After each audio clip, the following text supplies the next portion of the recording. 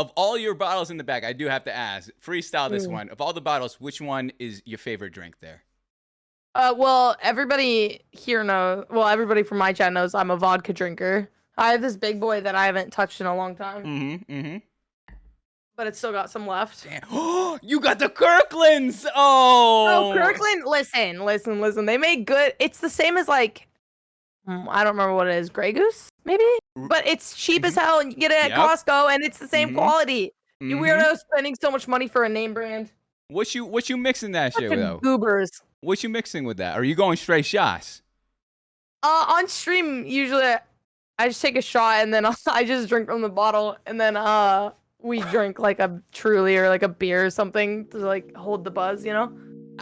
What? But like if I were like What? out at a bar or something, I would get like a vodka Yeah. tonic, like a vodka Okay. ginger ale, like something like that. Out the damn Like, bottle. like on Holy. stream, we'll just, you know, it'll be like, oh my gosh, that's a lot of gifted subs. Yeah.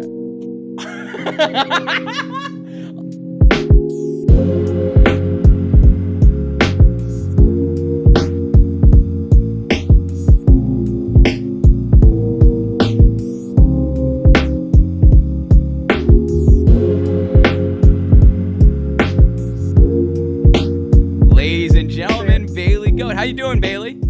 I am great. How are you? I'm doing well. What you been up to today? Oh my gosh, I have the memory of a goldfish. I have to think.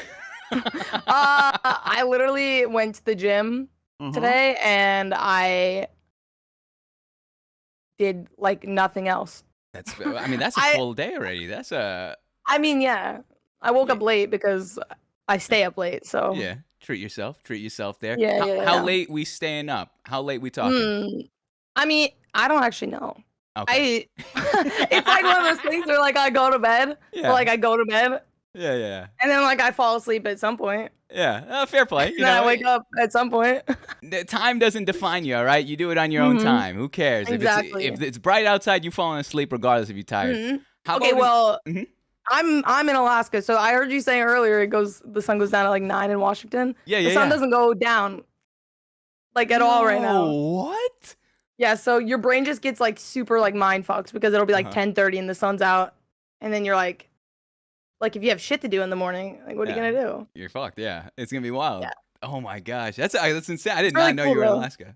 It's beautiful. It's beautiful there. Yeah. Honestly, It really is. cruise wise, you know, the food is a little bit catered to the old people. You know that they don't gotta chew too much. You say cruise wise? Have you been on an Alaska cruise? Bro, like 3 times. It's the most. Oh, really? Yeah, but I went on none. one with my grandpa. Oh, see what I We lived mean? here, so I don't know why we did it. Yeah.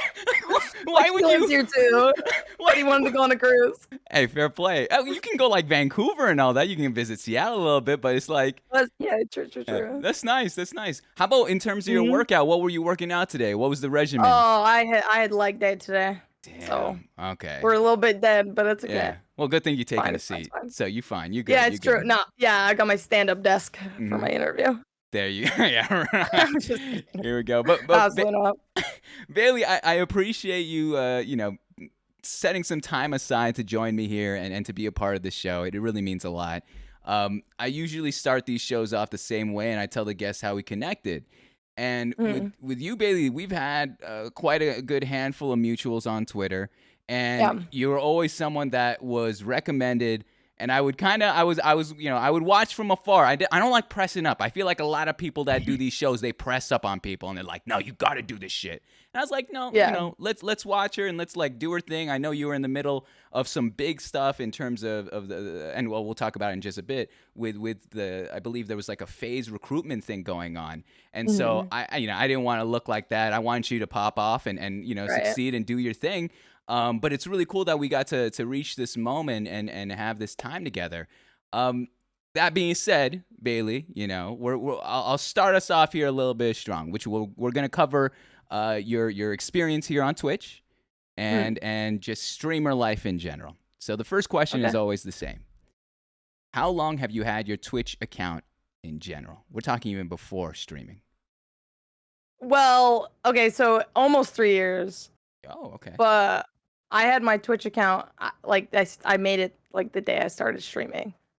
Did you always come in with the mentality like, yo, I'm going to go live? Like, there's no other exception. Or were you trying to be a viewer Yeah. first? Okay. No, I didn't know about Twitch Hmm.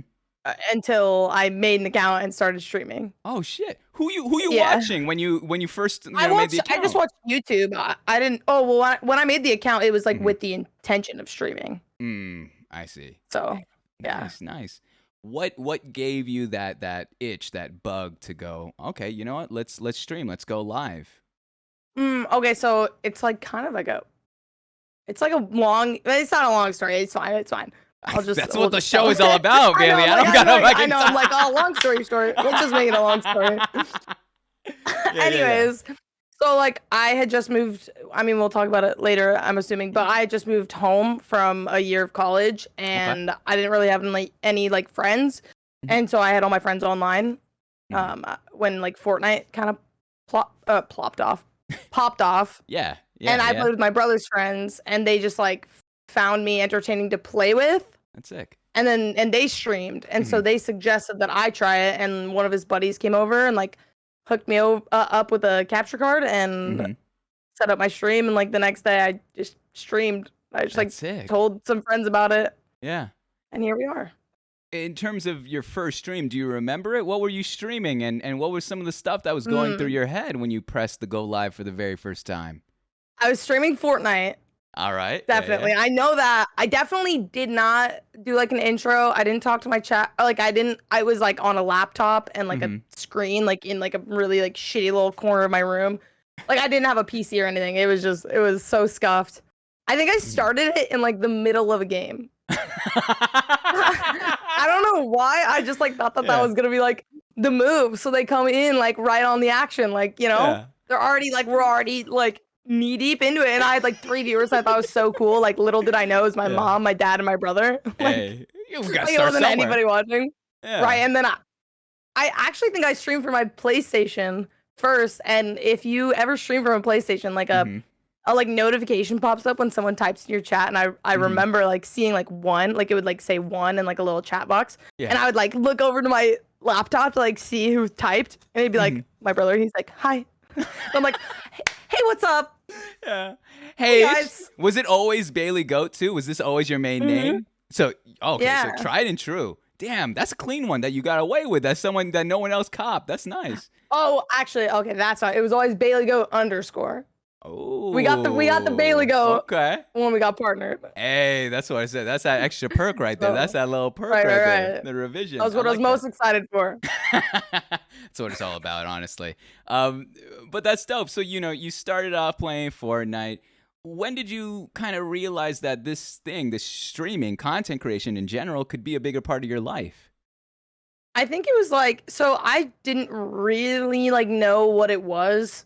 Hmm. But then like when you start making like friends that you just didn't think that you would, not just other streamers, but like people in your chat that come back Yeah. like time and time again, it's like you really make like you have like relationships with these people and you make a difference in their life as much as they make a difference in yours. Mm, And like that's just like where I'm happiest in general is just making people's like lives better or happier or easier, yeah. or like being a place they can come that they don't have to like worry about like whatever their family life or their like relationship or whatever it is. It's just kind of like one of those things where it's a mutual exchange, I Yeah. guess, of like a bonus in their life, I guess. Definitely. How Just has can't get enough. streaming how has streaming kind of influenced your life, and in what way, if I may ask? I think that like okay, so I've always just been kind of like goofy and like weird and stuff, and I've never really wanted to like be like a part of like what everybody else was doing, but it Uh-huh. felt so like wrong and like different. But I think the coolest thing about streaming and like content creation is that individuality is like power. Mm. And I want to like encourage people to embrace what makes them different, especially if they want to get into streaming or they want to do something where they are themselves, because like there's things like I'm insecure. Like I've been insecure about my voice for the longest time, but that's the first thing people mention, and like people know it, and like if I play with people they know that I'm playing with them, and like I realize like that just that little thing that I don't like about myself that makes me different has honestly helped me more than Yeah. what makes me the same as everybody else. Yeah. So it's really just like promoting individuality. I love that. I know I was gassing up your voice before we got on. You know why? Yeah. I could pinpoint it. It's because it's the rasp. Not a lot of people have that, and that's so like it's like jazz singers, dude. It stands out. It's comfy. I can't sing. You don't got. I have to try. Yeah, well, we don't gotta sing. I do all the time on stream, whether or not they like it, whether or not they request it. What's the song, Bailey? What you messing with? What's the song? Oh, it totally depends. It's usually like Jonas Brothers or like Hannah Montana. It's never anything cookie cutter. Whoa. It's whatever's stuck in my head. Jonas and then they're gonna have to hear it over and over. What in the world? Or like a TikTok song. What was that? Or like a TikTok song, like something that's popping off on TikTok. I'm trying to think. Whatever. The only Jonas Brothers song that I would like, I would legitimately sing is I don't know if you remember it, Love Bug. You remember that one? I love that song. Love that song. That song goes hard. That's Valentine's Day, all right? That's when I know when I found the one is the one that I'm willing to send that song to. But that's awesome. I like that. I like that, Bailey. I don't know if you've ever watched the show, all right? And no problem if you haven't. But we're leaning into this part of the segment where I like to find middle ground with the guest, all right? I can't be everywhere on Twitch as much as I like to be. And so I like to find ways where we can find commonalities and share an experience and, possibly have you explain something that I am not there for. So I have your stream pulled up and I have 3 clips. Oh, great. Every time it fails. I can't imagine what they are. I don't know what they could be. You got 3 clips. And here's the thing, Bailey, all right? You got to trust me on this one. I got your back, all right? I would I wouldn't do you too dirty, all right? Just a tad, a little bit of trolling. But we have 3 clips here. Let's start off with this first one. I'm going to switch scenes. You could listen along on your end if you're watching the stream. And honestly, I will just ask you to either explain it or one other question. But for this one, let's switch over the scenes real quick. For this one here, it looks pretty on the nose. I think we can figure out what's going on here. Okay. But I would love to hear. We'll give it a listen. It's 37 seconds long. But I would love to understand the context of what I'm watching here, because this is not. I got you. You don't wake up every day and you choose violence here. You're choosing a strong character to be. Absolutely. To be, you chose. People wake up, they're like, oh, Christmas season, I'm gonna be Santa or an elf. You went with a different route. So let's give it let's give it a listen, and I'll have you explain this clip, all right? 37 seconds long. But he doesn't really have a bottom. Hold on. The nerve of those who's inviting me down there on such short notice. Even if I wanted to go, my schedule wouldn't allow it. 1 o'clock, wallow in self-pity. 4:30, stare into the abyss. 5 o'clock, what does it say? 5 o'clock, solve world hunger. Tell no one. 5:30, jazzercise. 6:30, dinner with me. I can't cancel that. 7 o'clock, wrestle with my self-loathing. I'm booked. Beautiful. Wow. The show just started, Bailey. the show just started. So explain to me what's going on in this clip. How did you become the Grinch for this stream? It took me a second. I've definitely that's not the first time I've actually been the Grinch on stream. What? I did it one time, another time. I don't remember when it was, but it wasn't that one. That one was a subathon incentive. Uh-huh. This was like hour 10 of like 12. And I think I was already like drunk on stream. And I had to paint myself like the Grinch and just like play out the rest of the stream like that. You stayed in character the whole rest of your stream?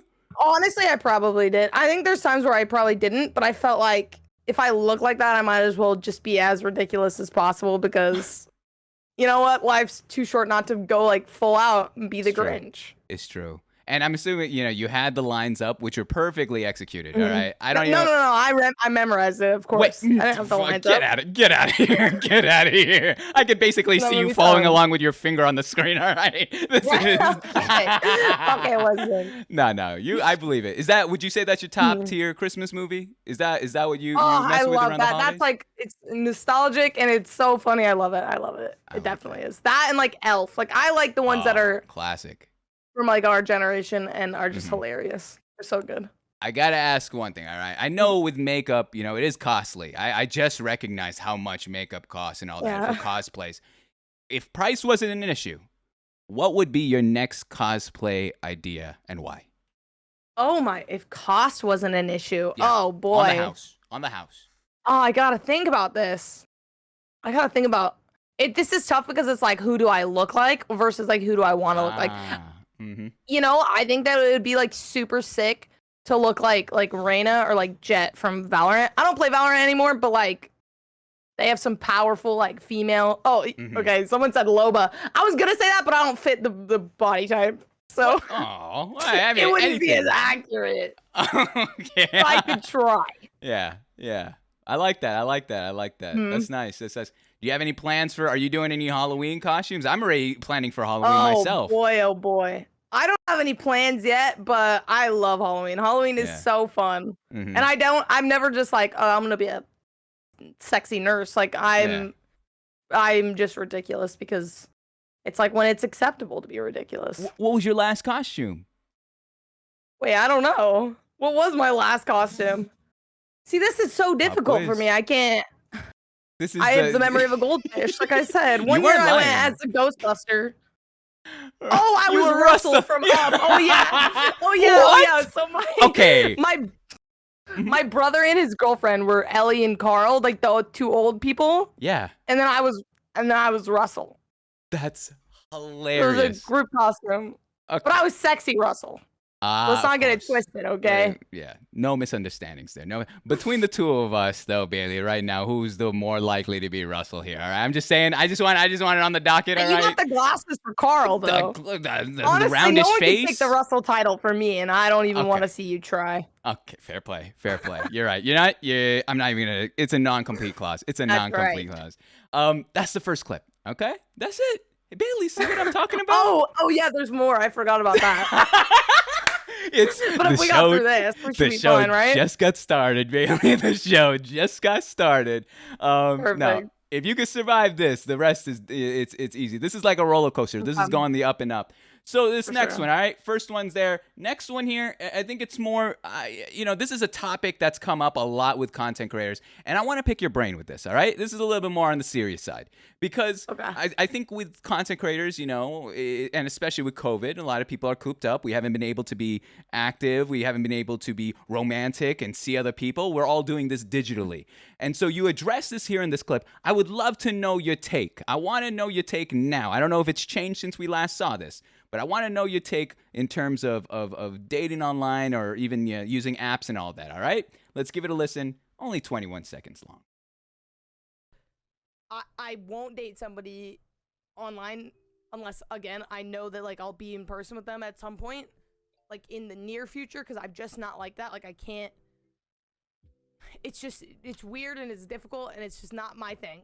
And so, like, I'm not gonna pursue anybody online. Like that, like Solid take. Has anything changed, Bailey? So like I'd say that I still kind of agree with that, but that's like my personal preference is just that I think that when you're online dating somebody, it's really hard to get like reassurance that sticks, and it's really hard to like not look past like other interactions they have with other people because you really don't know what goes on in their life. Yeah. And I just think that it's difficult, and I've seen like relationships that are fully online and they have like no intention of like being close. Maybe they visited like once or maybe twice, but it just like I would want to be able to like do things with them and like build things with them. Like I would love to like be with a content creator as well because they would understand it and you could like build an empire with them. That would be so sick. Yeah.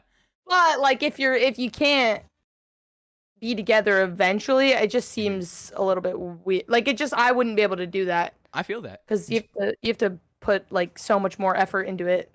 Do you ever fear like, because in my mind, I think about that too. I think about a lot of people that date other content creators and all that. Do you ever have that feeling of, or the fear of like, say it doesn't work out, but you've melded your communities and the awkwardness of having to kind of shift out of that? Is that another deterrent? Or do you look past that and be like, I'm confident in who I am as an individual, that if I were with someone that I really, enjoy and invest in, that wouldn't even be an issue. That wouldn't even be a conversation. I mean, like in my mind, I'm an adult. Like I'm 23. I'm gonna be 24, and so if I let if like people want to like pick sides or like be like weird about if like something happens, then that's kind of their problem. And I've like the internet is great for connecting, but it's also great for blocking people. Like you just don't have to see what they have to say. So like if someone's got a problem with me because of like a situation between me and somebody else, that's none of their business. Like it's not my problem. Like I don't have a problem with that. But I also think that I don't know, like that would assume that things like end messy, and I'm not the type of person to like I don't know have an issue like that. I don't know. Or like I would be the bad guy. I don't think I would be. You're a real one, Bailey. I appreciate that take. No, honestly, that's really that's on. I had never considered it that way, and so I appreciate you sharing that. Again, I like to take at least one thing new. I learn about one different perspective, but that's awesome. That's awesome. That's the second one. All right, second clip. We're going into the home stretch here. Ready. Here's this third one. It's hard to hear, all right? I'm going to just warn everyone that's going to watch this. It's a little hard to hear. I think a lot of people are talking. I want to know, though, what is being said, because you say that something happened here. What was being said, and how was this experience in general? I would love to know what happened, with your journey with this all, because, it looks like a really cool thing to be a part of here. So let's give it a listen as best as we can. 28 seconds long. Let us run it. Matt, thank you for the 4 gifted. Thank you. Oh. I mean, you're nasty at Warzone or COD in general. I'd be scared to play you, but you had some. I really like the way you just kind of stuck to yourself for your challenges too. Like one of the better players. Yeah, I don't want to catch her in. Are they being sarcastic? Are they really roasting me right now? Another beast, obviously at COD. Did they just roast me? You're the man. You did a really good job. What happened here, Bailey? I'm so confused. What is going on in this clip? Okay, so the clip is from they were announcing. So I was a part of the Phase 5 Top 100. Essentially, they ended up picking up 6 people, but it's where they pick up 5 people, and I think 200,000 people applied, and I was in the top 100. We had 2 weeks straight of making content. Essentially, I did not hardly sleep. I was making stuff every day for it, and then they picked 20 people and narrow it down, and then they narrow it down to 5. So this was after the reveal of the top 20. I didn't make it, and they went through and talked about essentially each person that didn't make it and their strengths. I want to be really real with you guys. I also don't want to openly bash FaZe or anything. I'm sure they had their reasons. Yeah. But essentially, they were saying really great things about everybody, and they came to me, and then they were sarcastic. So the context of it, they mentioned they don't want to run into me in a COD lobby.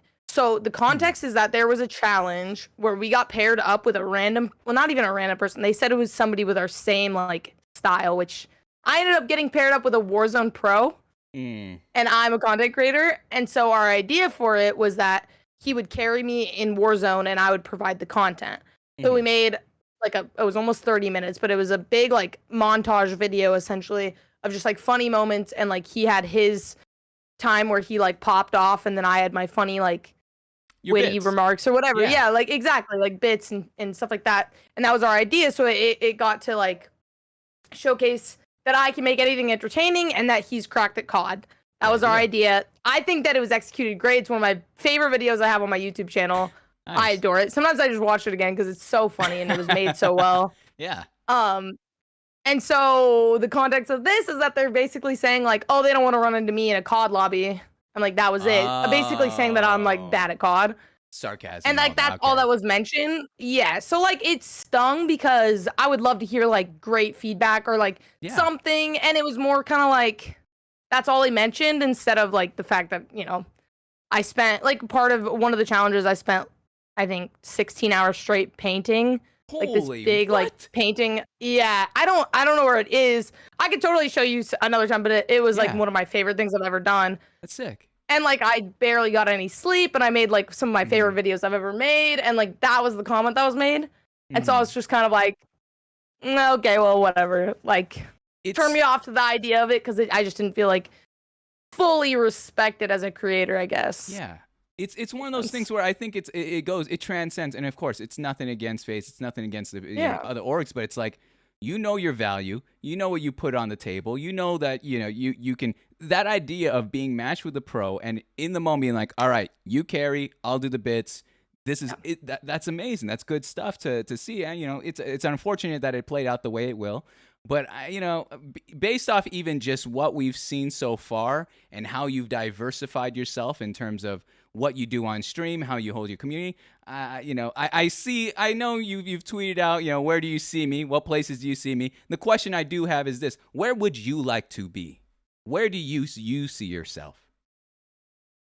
Want to be that person. So like when I started, I was all about Fortnite and like that was what was popping off, and I was like, I'm gonna be a Fortnite creator, and I had no interest in any other games. But obviously, like most Fortnite creators have since switched. Mm-hmm. I want to be somebody that like I don't need to be able to pick up a game and be like just like cracked at it. Yeah. Because that's just that requires extra time that I don't have. Mm-hmm. I want to be somebody that can just switch through games and like make it fully entertaining while also like making the community feel the same like emotions I feel. I want them to like be as hype as I am when we clutch, or as like heartbroken when we don't, or scared or whatever. I just want it to be more about like the experience of whatever we're playing. Yeah. Even if it's not a game or like a vlog, I just want to be authentic, and I want people to feel like they're like in it with me, not spectating me. I like that. Not watching my life. I like that a lot, because it's like when you go and watch a pro at whatever game, you are expecting either high kills or wins. All right. Yeah. But with you've kind of marketed or cultivated the space of the journey of whatever you're playing. And again, the emotional investment involved. And I think that's what really, again, brings your community closer together, because they're invested. They want to see you succeed, but they also are willing to feel the heartache of whether you a close game, or maybe you got blown, destroyed at the very beginning, and it's still like good lads are all, high spirits. I like that. The journey is bigger than just the kill count or the win count there. That's awesome. Yeah. I love that a lot.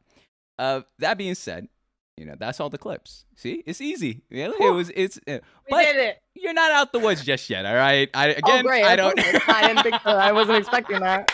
I don't know if you watched the show, but as much as I love Twitch, which I do, it's tied for my first favorite platform. That my next one is Twitter. I love. I love Twitter. I love Twitter. So the same rules apply. I've taken 3 of your tweets.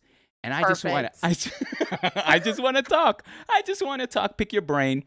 There's we have one. We got a couple funny. We got a couple introspective. It's stuff that I think is important for you to voice, and I'm all ears. I want to talk to you about it.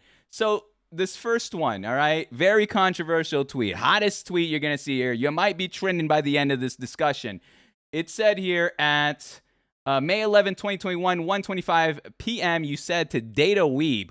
Why would you say something so controversial yet so courageous? I have just found in my life that like fuckboys and like people who just like look perfect, they are just obsessed with themselves, and they'll never like give you the time of day. True. Because they care about only themselves. Yeah. I just think that you need to date somebody that's more underrated. Because they probably will care about you more than like those shitty Tinder guys. True. TikTok boys. True. I need to understand though, Bailey, because I'm fairly new to this game. What is the aesthetic of a weeb? I know what a weeb is, but what's the look? Oh, the look. So I've talked about this before. First of all, I don't really like care about looks if I'm like attracted to you that I am, and it's whatever. I don't have like a type or anything like that.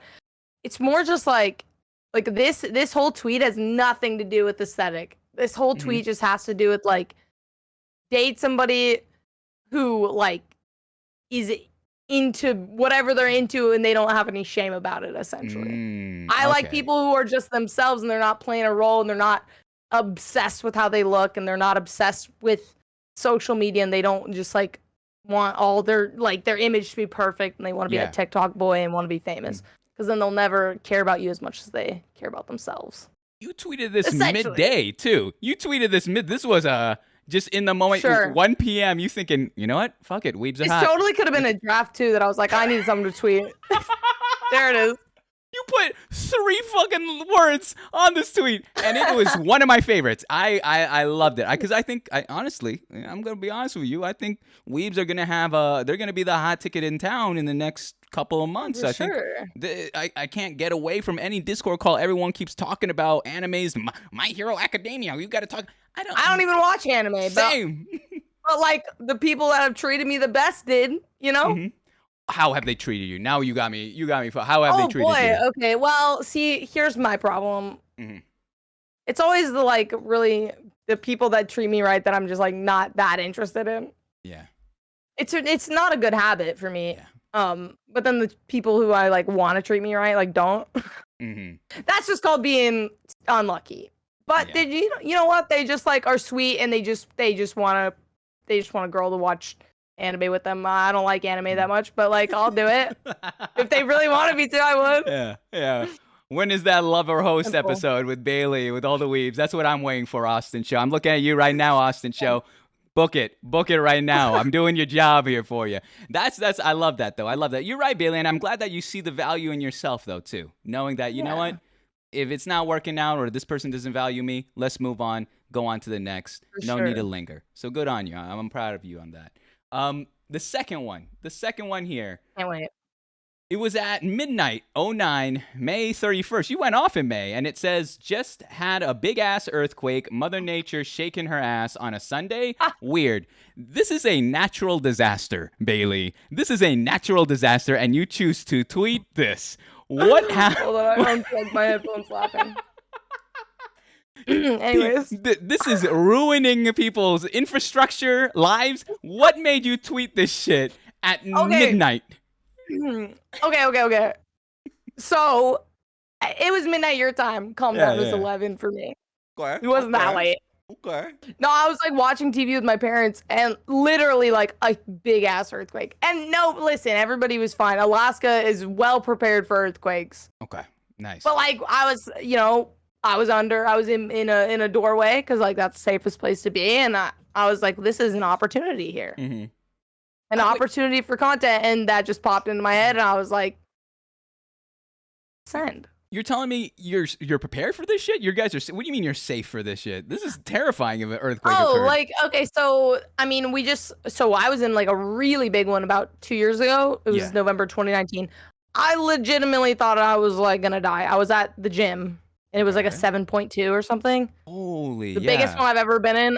I like the ceiling tiles were falling. I was like, well. I'm gonna get crushed by the building I'm in. Like, it was genuinely scary as hell, and we had like aftershocks for months that were like really big as well. And I slept by the door, like on our couch, because I was afraid I would have to like. I was so scared. Anyways, but yeah, and then so like our like infrastructure of like the buildings are on what's called rollers. I don't know if people know what that's called. Maybe people in California do. I don't know. They have earthquakes too.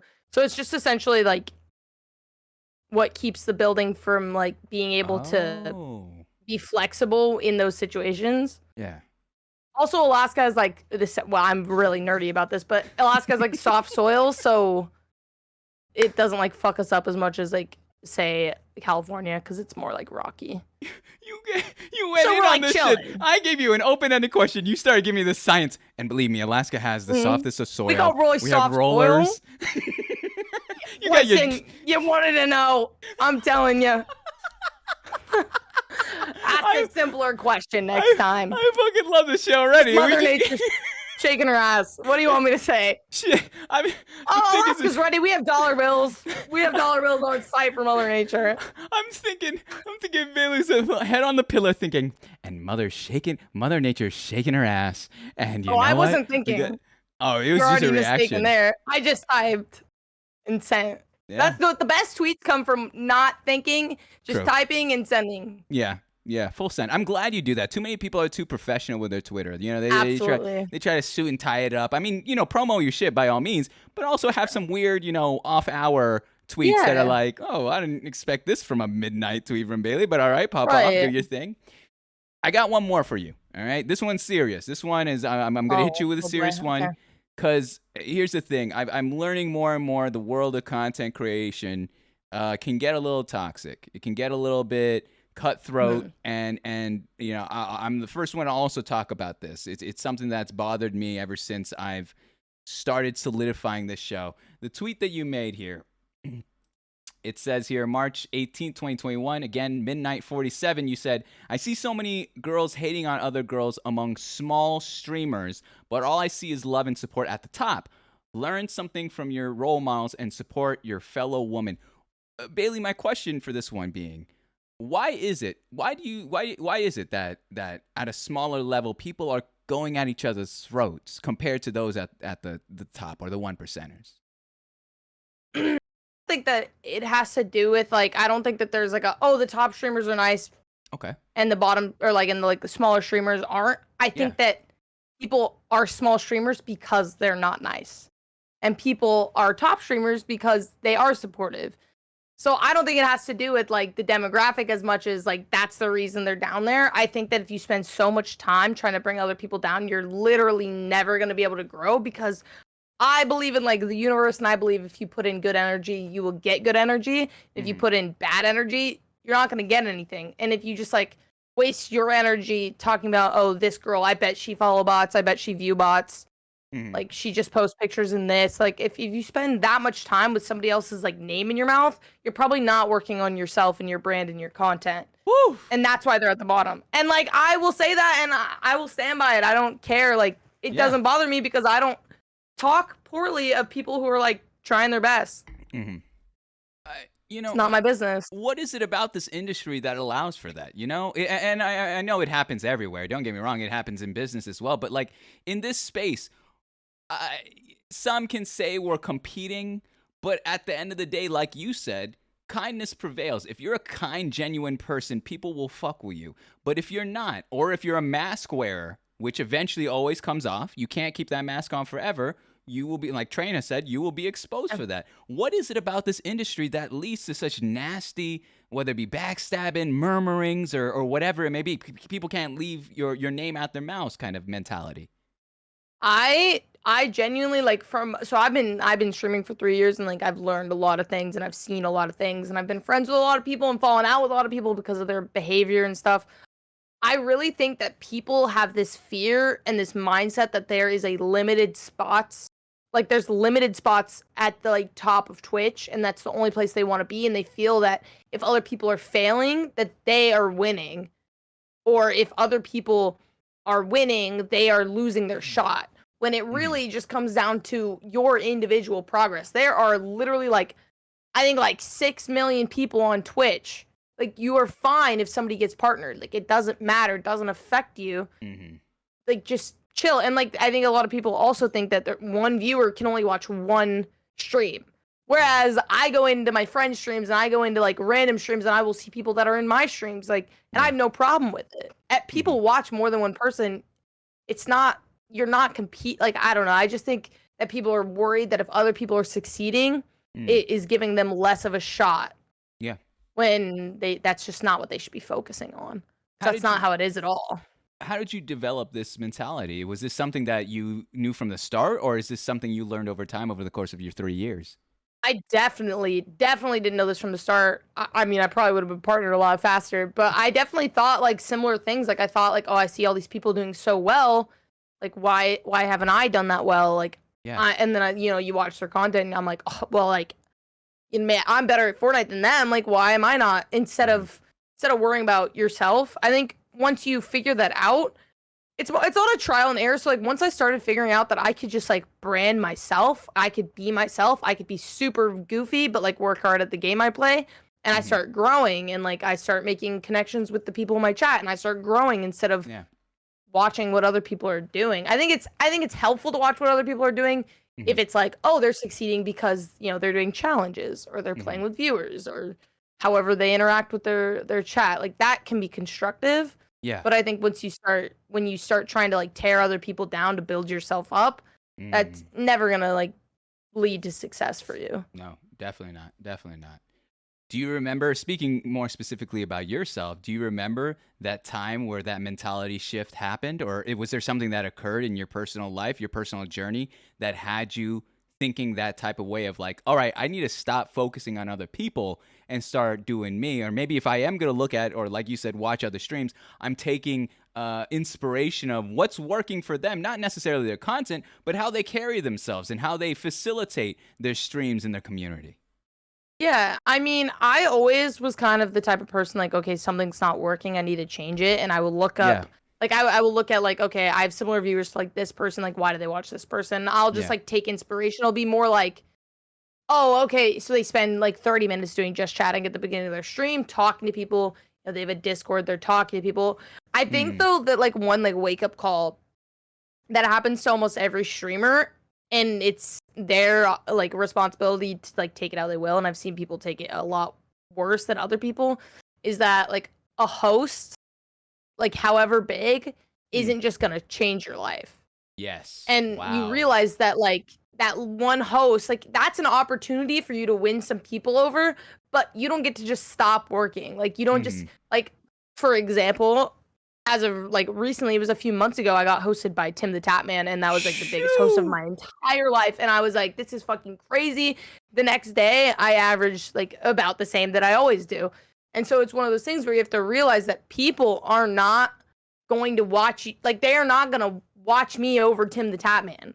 Yeah. I got more exposure and people now know my name, but I think that what people should realize is that it probably takes like 4 or 5 times of you seeing someone's name come back up for you to actually look into them. If you aren't like something that's like big or being talked about, people aren't going to just like look into you, follow you, and be a part of your community off the rip. Yeah. You have to like lay that groundwork and like lay your presence down in front of them more times than once, twice, 3 times for anybody to care. I love your I think headspace people don't get with it. this. I love your headspace with this. Like I could not agree Thanks. more. Like too many people are looking, you know, the word is viral. They want to be, oh my gosh, if I can do this one thing, then my career takes off. And for some it has happened. Don't get me wrong, you know, nothing's impossible in that world, but more often than not, your consistency and your care of being prepared for a moment like that, or capitalizing where you're like, you know, I'm just going to continue doing what I do. And like you said, the exposure of it all is what it is. It's not, you're not going to be a hit overnight, especially here on Twitch, man. The people have their preferences. It's just what it is.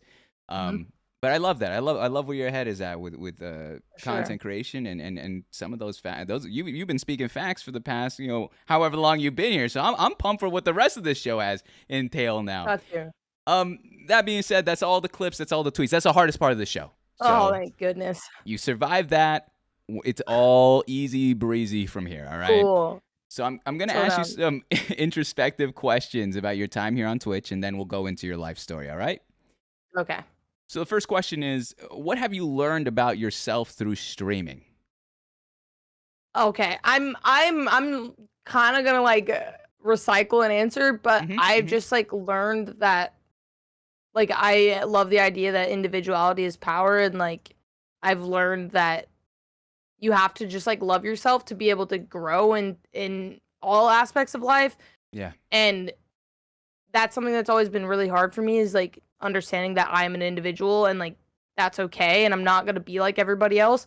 And then coming onto Twitch and getting almost rewarded for being different was like the coolest thing ever. Wow. And then I just want to like spread that to other people, and they need to understand that they don't have to be like everybody else, and they don't have to do something a certain way. They can be who they are and still be accepted by people.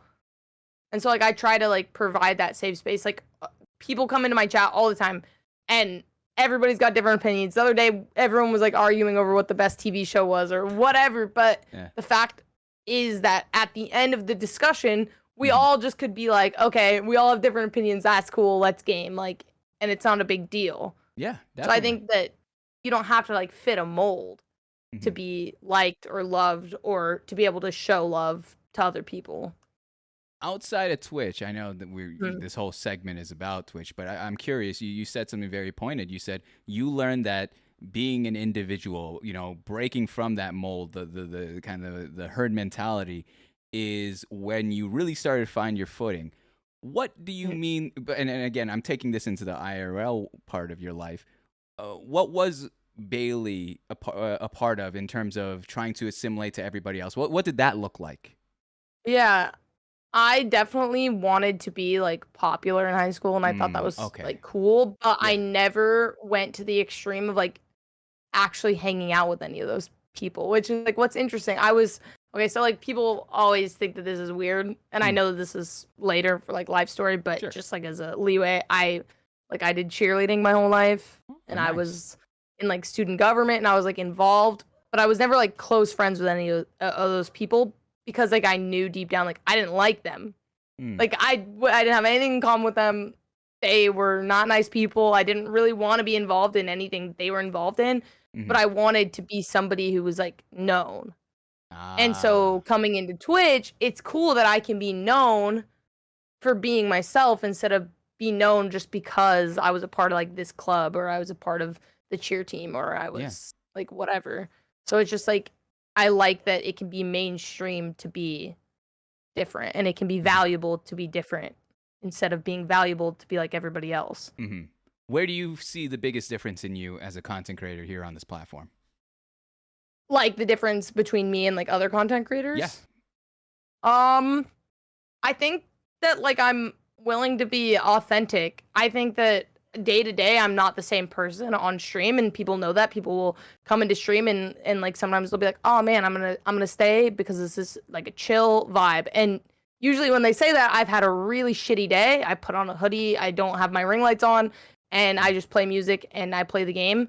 And then the next day I will be like some type of crackhead, don't like can't even control me, doing some weird shit like painting Yeah. my face like the Grinch. Like Yeah. I want to be as authentic as possible every single day so it's not coming in like I'm not scripted, I'm not trying to be somebody I'm not. I'm really, really open about how I'm feeling that day, like with my chat, because I also want people to know that it's okay to be like in touch with your emotions and your feelings. If people come into my stream, they're having a really shitty day and they just want to lurk, I want to be supportive. And so at the beginning of my stream, when we do just chatting, I'll be like, I'm not gonna lie, I had a really Yeah. bad day, I had a really bad workout, I had a really bad whatever, Yeah. something happened. I really just want to vibe and have a good time with you guys. And then other days, I'm like, man, I'm in such a good mood. Let's just like Mhm. slay out and have the best day. But I want people to know where I'm at. And like I never lie about things. I'm always authentic. Sometimes like obviously it is my life outside of Mhm. Twitch, so I don't share Of everything. course. Of course. Um but I want them to know where I'm at because I think that if I offer them that, like if I offer them like I'm going to be honest with you, I feel like I get that authenticity in return and Mhm. just build better relationships in general with Completely. my community. Completely. Yeah. That's so cool. That's really refreshing. Like Yeah. it's crazy how something as simple that you could say Mhm. just be yourself, be honest, be real with if you didn't have a good day, you don't gotta wear a mask and pretend to juggle and be a Yeah. clown. You can still have a stream and have content and 100%. be there, but just have everyone understand like, yo, I had a rough day, but I want to be here. Of course, as long as you Mhm. want to be there and you want to facilitate whatever. That's awesome. I love that. I love that a ton. Yeah. How would you describe your streaming style, Bailey? Chaotic. I Yeah. I roll with the punches and like everything. Like I said earlier, I was like memory of a goldfish. I Mhm. will oftentimes look at my chat and someone will be like, "Did she just say that?" I'm like, "Can somebody recap? What did I say?" I don't even know. I Mhm. just I just do my thing. I just say what I say, and then everyone in chat kind of like we have lines that we don't cross, but we take it right up to the line, and everybody's kind of Mm. involved, and we just have fun, and there's no judgment. I think that stems from like when I was a kid. I always want to make people laugh. That's my favorite thing in the entire world. To this day, if someone says that I have a good sense of humor, someone says that I'm funny, or someone laughs at something I say, I don't care. It's like just like serotonin. I love it. Yep. But Yep. like a lot of people who feel that way when they were a kid, they would make somebody laugh, and then somebody else who I don't know was jealous or didn't like you would be like, "You're being annoying." Like Mhm. I Mhm. think everyone's heard that sentence, and it like Mhm. crushes you. And so I Mhm. never, ever, ever, ever want to make anybody feel like what they're doing, as long as it's not completely inappropriate, my chat is like weird or annoying or unacceptable. So just like creating a space where everybody can just be wild and like be crazy and be weird without Yeah. crossing obvious lines. It's just like the style and everybody just is who they are. And it's just like fun. I love that you use the word serotonin because it is like, Ah, especially I love it. if you're in that mindset of trying to make someone laugh, dude, like It is Mhm. so addictive because it's so personal. If someone laughs at Yeah. your joke, that's for you. No one Oh, else. 100%. And you've earned it. That's so good. I love that. Yeah, that resonated deeply there. You mentioned your Mhm. community. Let's talk a little bit about them. Let's act like they're not watching, but let's talk a little bit about them. Covering up the chat. You guys just shut up. Bailey, if I asked your community who you are and I had no idea prior, what do you think they would say to me to describe you? And They- no ego, it's okay. But what do you They think they would would say? definitely call me daddy. I- Because like I know you saw that in your chat earlier, and you're like, Daddy? that's like that's. What's going on here? I mean, listen, I don't know where the hell it came from, but that has been like, I don't even know if it's a joke anymore. Like, that's just like what they call me, and like we say like got big cocks in the stream and stuff like that, just like dumb shit to like, Yeah. you know, it's just kind of like about empowering. It's not even empowering like me. It's just a joke at this point where. Mm-hmm. You know, like that's who I am and it gives me confidence and like we just joke about it Yeah. in the sense of like I don't like you don't have to be like super feminine and like sweet and like I Sure. can't say certain things 'cause I'm a lady like it's just again like Yeah. meshes with the wild and out on stream. Exactly. But like in general, I think that they hopefully I mean I've had a lot of conversations one-on-one with a lot of the people in my stream. Mm-hmm.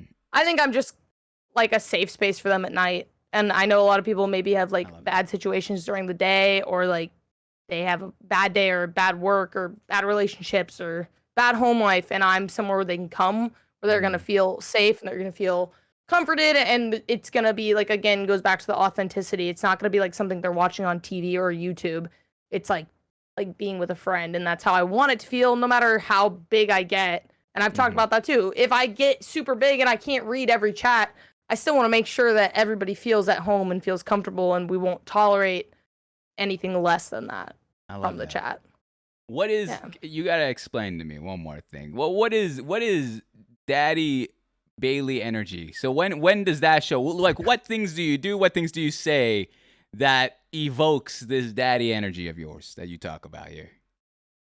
You know, it's just like dominance in video games or like I'm just doing whatever the fuck I want. Like it's kind of like I don't care what people are gonna say or what people think that don't care about me. If you don't know me and you don't care about me, I don't care about your opinion. So like I used to be scared to like this getting really, really real. I used to not wear makeup on stream because I thought people were gonna think I was just trying to like fish for viewers. And then I used to wear a lot of makeup on stream because I was like afraid that people were gonna be like, oh, she's ugly or whatever. Wow. And so it's kind of like the not giving a fuck mentality and like if you don't like me, you don't like me, that's fine. If I feel like I look really good in a picture, I'm gonna post it for myself. I'm not gonna post it for your compliments. I'm posting it because I think I look good as fuck. And like if you don't like that, that's fine.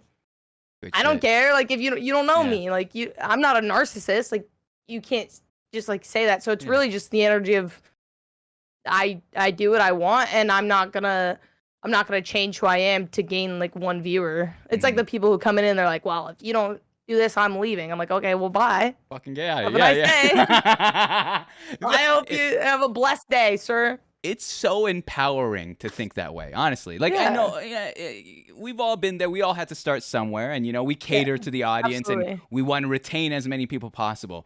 But when you get to that mentality of I'm not going to bend over for bullshit, especially when, and I can't fully speak on this because I'm not a female content creator, but as a female content creator, you talking about that makeup situation, I believe I saw a tweet where you referred to it where you can't win. It's a lose-lose-lose situation.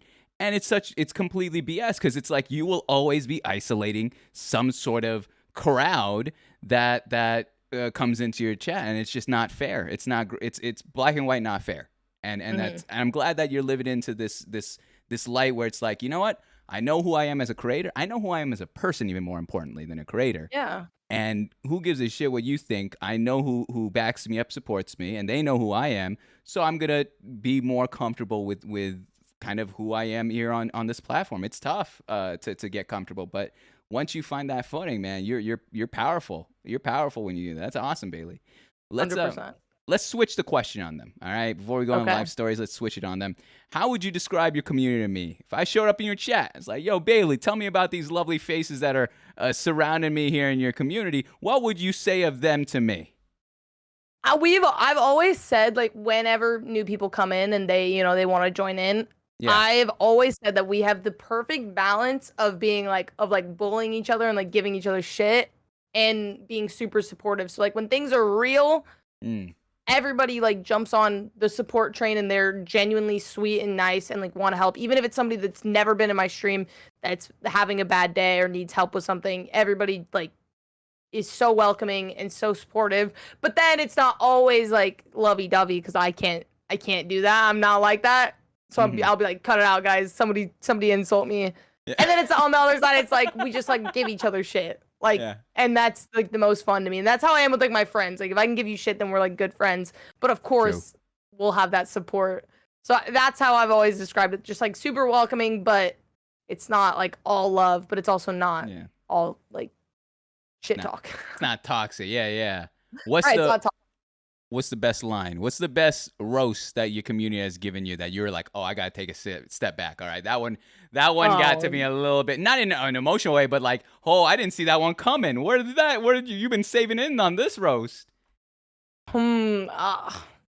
This is tough. I will say that they don't roast me that often. Woo! Which is because they are so sweet. They don't want me like they'll just say I'm sensitive, but they'll say I have an ego. Like if I miss a chat, and that makes me so mad, and they know it. Yeah, and they do it. It's like I'll be like in a heated situation, and I miss one person's chat, and they'll be like, "Well, nice ego." I can't. I want to. They haven't. Did they? When you got that check mark, did they hit you with the whole "We miss the old 100%. Bailey"? Where's the old? Oh, always. Yeah. They're like, "Oh, we like BaileyGoat underscore better." Where's the underscore? The underscore was her authenticity. Now she's just big ego. On Bailey.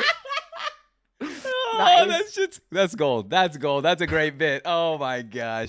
But Bailey, just like that, that's the first part of the show. It's as easy as that. It's flies by. I appreciate you sharing a brief part of your story here on Twitch. Sure. Before we get into the life story, do you have to use the restroom at all? Do you need to get anything to drink? Anything? Yeah, I'm gonna go to the bathroom actually. Go ahead. We'll switch places. So when you come back, cool. We'll do the same. All right? Go ahead. Do your thing. Good. Do your thing. Gotcha. Here we go. We have 22. Go ahead. Let's see if she's got an ego. Corey, you toxic. Guys, I'm gonna be honest, guys. I love Bailey. She's so much fun. She reminds me, her energy, not her as a person or even like look-wise, but her energy reminds me so much of Brit Balls. It's insane. It's crazy. I already want her on the network. Like I'll pitch this to her, guys. Play it cool. Nobody tell her, all right? But we'll pitch it later. I want her on the show, man. She's so much fun. I love this whole thing's Mom Bad Luck Badger. I appreciate that. That's what I was thinking. It's something. It's the confidence. It's the humor. It's the like. I love her voice. Oh my gosh! Like I'm geeking out, dude. I'm geeking out. I gotta chill out, or else I'm gonna be called that S word that Twitch is trying to ban. Yo, thanks for the follow, Fuzzy.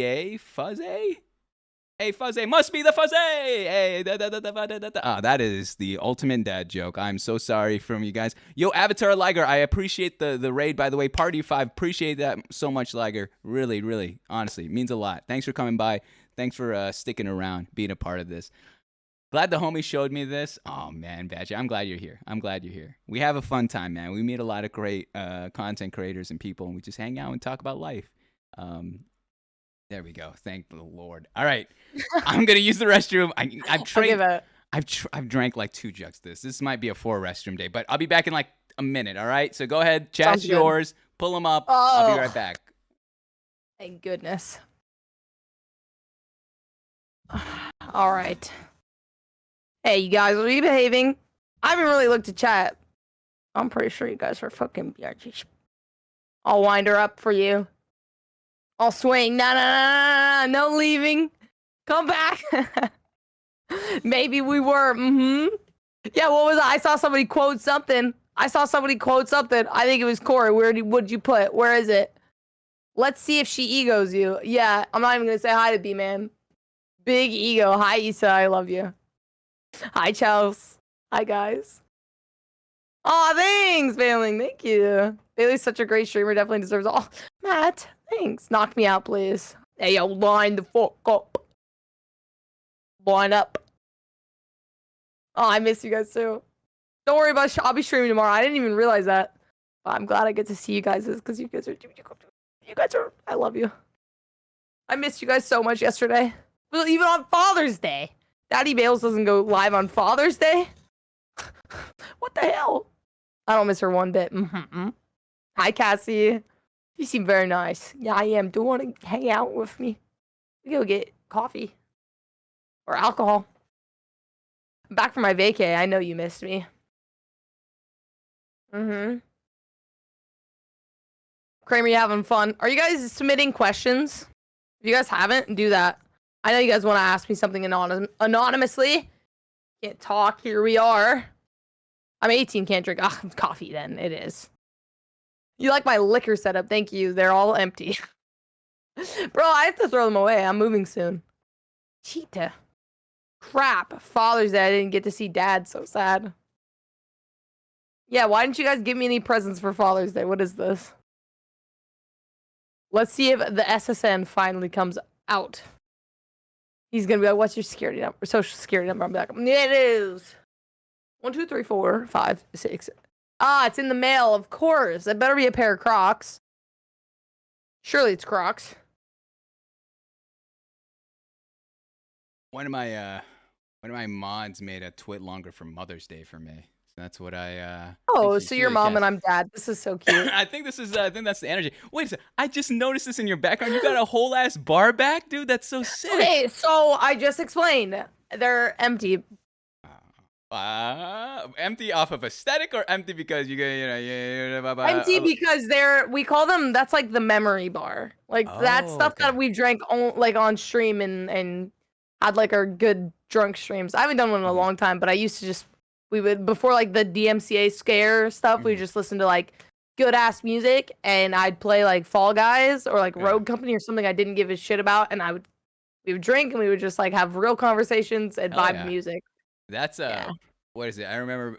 Okay, I'm trying to avoid old person sayings because my team keeps telling me I sound like back in my day, we used to call that the graveyard because of all the like the bottles. You have all the that's what I should call it. Of all your bottles in the back, I do have to ask, freestyle this one. Of all the bottles, which one is your favorite drink there? Well, everybody here knows. Well, everybody from my chat knows I'm a vodka drinker. I have this big boy that I haven't touched in a long time. But it's still got some left. Damn. You got the Kirklands! Oh! Oh, Kirkland, listen. They make good. It's the same as like, I don't remember what it is. Grey Goose, maybe? But it's cheap as hell and you get it at Costco and it's the same quality. You weirdos spending so much money for a name brand. What you mixing that shit with though? Goobers. What you mixing with that? Are you going straight shots? On stream, usually I just take a shot and then I just drink from the bottle and then we drink like a Truly or like a beer or something to like hold the buzz, you know? What? But like if I were like out at a bar or something, I would get like a vodka tonic, like a vodka ginger ale, like something like that. Out the damn bottle. Like on Holy. stream, we'll just, you know, it'll be like, oh my gosh, that's a lot of gifted subs. Yeah. Oh my gosh, you're going fucking hard. That's crazy. I respect it though. I do respect. I am a fan of the Kirklands. I get gin myself, but vodka I mess with. You get the clears, not the darks, man. The darks give me a headache. That's how I am too. I like the clear stuff. I don't like the dark stuff because dark stuff has too much sugar. Yeah. Exactly the same situation. You just put a little orange juice, mango juice. You got yourself a little screwdriver. You're good to go. You know, Seriously, it is what it is. I love that. Oh my gosh, Bailey, I gotta save all the nice stuff for the end of the show. Right? I can't. Yeah, don't be. Come on, stop being nice. Make me uncomfortable again. Okay, you'll see what's gonna happen here. All right. Well, let me. Okay, that's not the best way as a host to sashay us into this next section, but. Let me say this, Bailey, all right? We're going into the life story portion of the show. This is the heart of it. This has been here since the start. Again, you're episode 90, which I'm just so fortunate and blessed to have you on here. Wow. But here's the thing. I do this preface before we even get started so that everyone that's watching here live on Twitch, as well as yourself, understand kind of just the boundaries of what we're doing here, okay? So... Anybody, it doesn't even have to be a content creator, but anyone that's willing to share their life story, whether it be here on stream or in person, whatever it may be, that's a gift. And it should be something that's respected to the highest degree. And so, it's tough because while this is a show and my job is to ask questions to best position your story as clear-cut as possible, if there are ever any questions or topics that are too difficult or vulnerable to you or uncomfortable, feel free to give a non-answer. Feel free to ask to move on. I will do my best to accommodate that. More often than not, we do. It's never a fact of a gotcha question. I don't believe in that. I don't believe in drama or toxicity on a stream. There's enough of that out in the internet. So this place, you have complete control of this segment, all right? The guests always got control of their story, and it's something that I'm all ears about. So that being said, the first part we're going to talk about is your family and your upbringing, okay? So without doxing yourself, maybe it's a city, maybe it's a state, region, where were you born and raised? Okay, so I was born and raised in Alaska. Just to like make people not like they won't think that I'm like from some rural area. Yeah. I was born in Anchorage, so if people know Alaska, that's like the big city. Well, big city. It's like the size of Spokane. I think it's the same population. Whoa, how are you gonna call us Spokane like that? What in the world? I was giving you a reference. You're from Washington. Come on now. When were you at Spokane? What are you coming at Spokane for? Okay, so I went to college in Pullman. I went to WSU. You wait, what? Oh my. And so I went to Spokane for like weekends and shit, like with like my mom, like when she wanted to come see me. Yeah. This is explaining the Costco-sized vodka bottle now. I'm hey, Pullman goes hard. Pullman goes hard. I respect it. It was a good time. It was a good ass time. So you said you were born and raised over in Alaska. Tell us this. I think there are negative connotations that aren't rightfully justified. When people say, wait, you live in Alaska, they think this frozen tundra. Tell us what it was like being raised over in Alaska. So, like, I didn't think it was any, like, I had no idea that anybody thought it was anything other than what it was. Yeah. Until the internet, because people would be like, how do you stream there? There's no internet. I'm like, what do you mean? Like, what are you talking about? I grew up in a house, like in a neighborhood. There's like cities. I did like comp cheer for like the longest, for like 11, 12 years. Like we travel all the time. It's really a lot more normal than people think. Like it just has a longer winter, essentially. Like, but I mean, obviously the views are better. Yeah. Oh man. I'm not really like into Alaska, so I am moving. I'm moving to Dallas area in July, like in like a month. What? Yeah, it's really random. I'm moving with a friend of mine. Hell yeah. That's sick.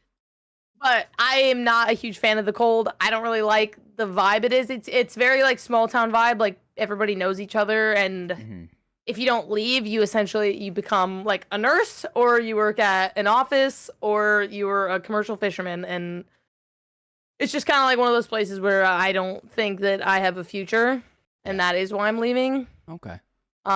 But I mean, it is like tight knit, and people like making granola and like riding their bikes. I think you might be living in Seattle if that's the case. I know. It's pretty similar. I mean, like that's how I explain it. I'm like, if you really want like perspective, it's like Obsidian, Washington, or like Oregon. Good point. It's just like a little bit longer of a winter, but they're really similar. It's stunning though. It's really stunning. It really is pretty. It's beautiful. Definitely try not to take advantage of it, but I do sometimes for sure. Let me ask this: how many siblings do you have, if you have any? I have two. I have an older brother and an older sister. Yo, so I'm the baby. BaileyGoat there. We got a BaileyGoat.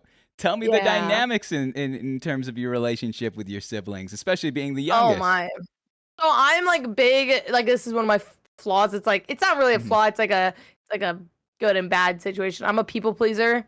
I don't like people being upset. I don't like people fighting. My brother and sister always like butt heads because they're just like they're so similar. I hope neither of them are watching because they'd kill me if I said that. But they're both just like super opinionated and super like they will just like yell at each other. And I was always like, guys, come on, can we just love each other? I was always the peacemaker. Like I wanted, and I'm like best friends with my brother and I'm best friends with my sister now. That's awesome. Like we all get along. There's no like bad blood or anything. But I make it a point to be like really close with both of them because I love them both so much and I want to have a good relationship with them. Totally. And I just think like families, like I've learned firsthand that when you don't have anybody else, like your family's the people who got you, and I think it's important to have a good relationship with them, even when like nothing's like wrong. Like definitely. because when something is wrong, you want them there for you, and Mhm. so you got to be there for them. How many years Oh, apart yeah. for you three? Oh boy, my brother is 13 months older than me. Okay. And my sister is like just a little bit older than like a year. So Okay. I'm about to be 24. My brother is about to be 25. My sister's 26.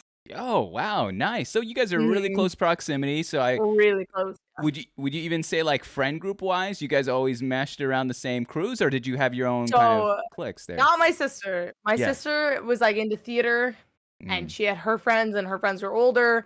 We just mhm. like didn't get along. Me and my brother, however, have, I think since we've like been born, have Yeah, had the same friends. that's cool. Because we're so close in age and we have all the Mhm, same like hobbies and stuff, and me and mhm. him are very similar. Like even now, my best friends here are his best friends, and we like all go to his house for like parties and stuff, and it's just like Yeah. we share a friend group, and like his girlfriend is one of my best friends, and I think that that's really cool. But then sometimes it's like I don't need my brother like knowing about my personal life Yeah. sometimes, but of course when one of my best friends is his girlfriend, like Uh-huh.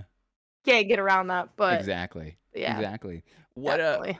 how did they take you being kind of, going into content creation? This is a fairly new industry. What was their reaction when you said, "Yeah, I'm a streamer, like I go live on Twitch?" So my sister and my parents are like really cute about it. At Mhm, first, they were just kind of like, whatever, like have fun, like it's cool, like it's a hobby or whatever. And then when they see that it's become something viable, mhm. they like my parents are they both watch my streams. My sister has the longest sub streak in my stream, I think, Yeah.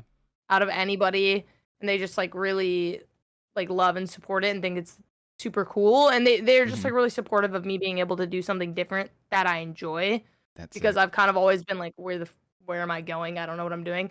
Mhm. My brother streams as well, and I he is supportive of me. We've Yeah. butt heads sometimes because Hmm. uh I I put in like my blood, sweat, and tears every single day into it. Yeah. And he has a day job and he has other Ah. responsibilities, so he doesn't have the ability to do that. Mhm. Um, Mhm. and so I became more successful, and we've definitely butt heads over it, but we've talked about it, and he loves that I'm like living out my dream that Yeah. has also been like something that he's wanted to do, because he was the one who was into video games growing up. I was really into them, but I never expressed it. I like wouldn't talk. That was Mhm. like a fun fact about me. I always say I'm making up for lost time because I talk all the time. But when I was a kid, like my parents had to like bribe me to talk because I like didn't want to. Bribe you And to so talk? yeah, like they would like I would use sign language to like get what I wanted because I didn't want to speak because I was so shy. And so I What? would just sit back, and I remember like vividly watching my brother play like story games on like the PlayStation 2, Yeah. and he would sometimes give me a turn, Mhm. but like it would be like 1 in 3 turns. Like he'd die 3 times and I died once. He'd be like, "Oh, my turn again." And so I would just watch and like be silent. It wasn't Yeah. until I was like 16 until I finally was like, I want my own account. Like I used to play on his Overwatch account and like rank him Mhm. up at night, like when he didn't know I was playing. Yeah. And then he's like, "You can just make an account and we can play together." And I was like, "Really?" Like I didn't know that was a thing. Aw. So yeah, so that's like been like one of my brother's dreams, and I'm That's so kind of cool. like living it. Yeah. So we've kind of had to come to terms with the fact that like I do put in like 12 hours a day Mhm. doing this, and I don't take days off, and Yeah. the reason I'm here is because of the hard work. Exactly. Um No, but that's cool. yeah. That's really cool. And who knows where down the road maybe you can gas your bro up. It's kind Sure. of it's a family thing. It's like your success is his and vice versa. His success is yours. Mhm. So I don't see it as competitiveness as it is just like Yeah. reciprocity of family. Uh, let me ask you about your parents here. Why don't you tell me about your parents? What's your dynamic with them? I am really close with both my parents. Mm-hmm. My dad is actually a helicopter pilot. Mm-hmm. Well, not anymore actually. He flies planes. He's in the military, but he's always been super I don't know the right word, but like aggressive about like wanting us like let's like pick what you want to do and like we will support you 100%. But he Wow. doesn't like us like half-assing anything. Yeah. So like with this, it's kind of like okay, well then let's like do it and let's put in the time, let's put in the work and let's make it happen. Mm-hmm. And my mom is similar, like they just want me to be happy, and once they understand that this is something that I'm good at and something that I can make money doing and something I can be happy with and something I can make other people happy with, they want to support it even though they know it's kind of like a different career. It's Like new. and Yeah. it's new and it's kind of sketchy. Like we don't get like a 401k No. at Twitch, but No. Yeah. as long as I know that I'm okay, they're happy for me and they support it a That's lot, awesome. which I'm so lucky. How and maybe this might be something to dig deep about for your personal experience with your family or your parents specifically. How were you able to cultivate a relationship that is so close, tight knit, and transparent? It seems like.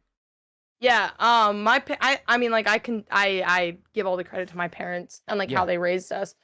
Like, when I was in high school. So, I think my parents didn't wanna be those people who were, like, blind to what happens when you're growing up and the Hmm. choices you make and maybe good, bad, whatever. Hmm. So, we were really open about what we were doing and who we were with and things like that, so it was kind of like, "Yeah, you can go to that party.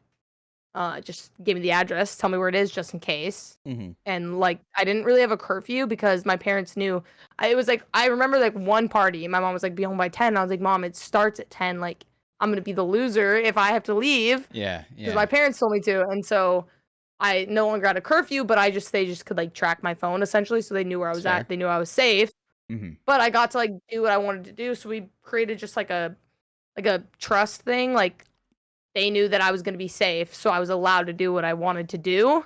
Hmm. And that's kind of just, like, translated into regular life, so we don't feel the need to, like, hide anything. I love that. We can Yeah. just have conversations and do what we need to do How are your without uh, being secretive. how are your parents taking the idea of you moving to Texas? Oh, man. Okay, so my dad's from Texas. He was born, like, right outside of Houston, which he's not too thrilled about Dallas. Hmm. He's not a fan of that, but, I think that they understand that I need to leave again. I mean, I already left for a year, but Yeah. I need to leave to grow, and there's Hmm. so many opportunities. I know that they're, like, obviously super sad. I'm the last, kid who's been living at home, Hmm. so it's gonna, like, hurt the hardest, I think. Hmm. But they've been helping and, they're supportive and they want me to be happy. They're Yeah. not happy that it's so far away from them, Yeah. but, like, they'll deal with it, they'll be fine. They understand. I'll call them. I'm I love making moments. I love making memories, and Yeah, I'm gonna make same. one here tonight. All right. So Okay. I know you're probably familiar with this, but we do catalog all these shows and we put them on YouTube, right? Mhm. And there's a term on YouTube that I just learned about called evergreen content, which essentially is if as long as the internet or YouTube exists, that content will exist there as well. Yeah.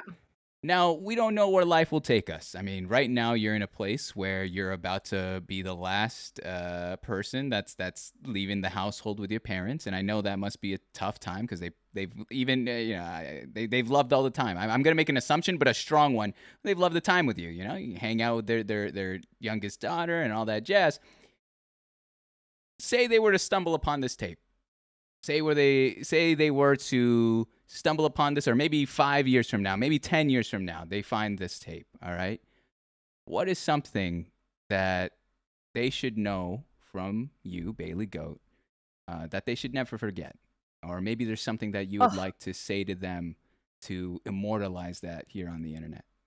this is so wholesome. Thank I you. love this.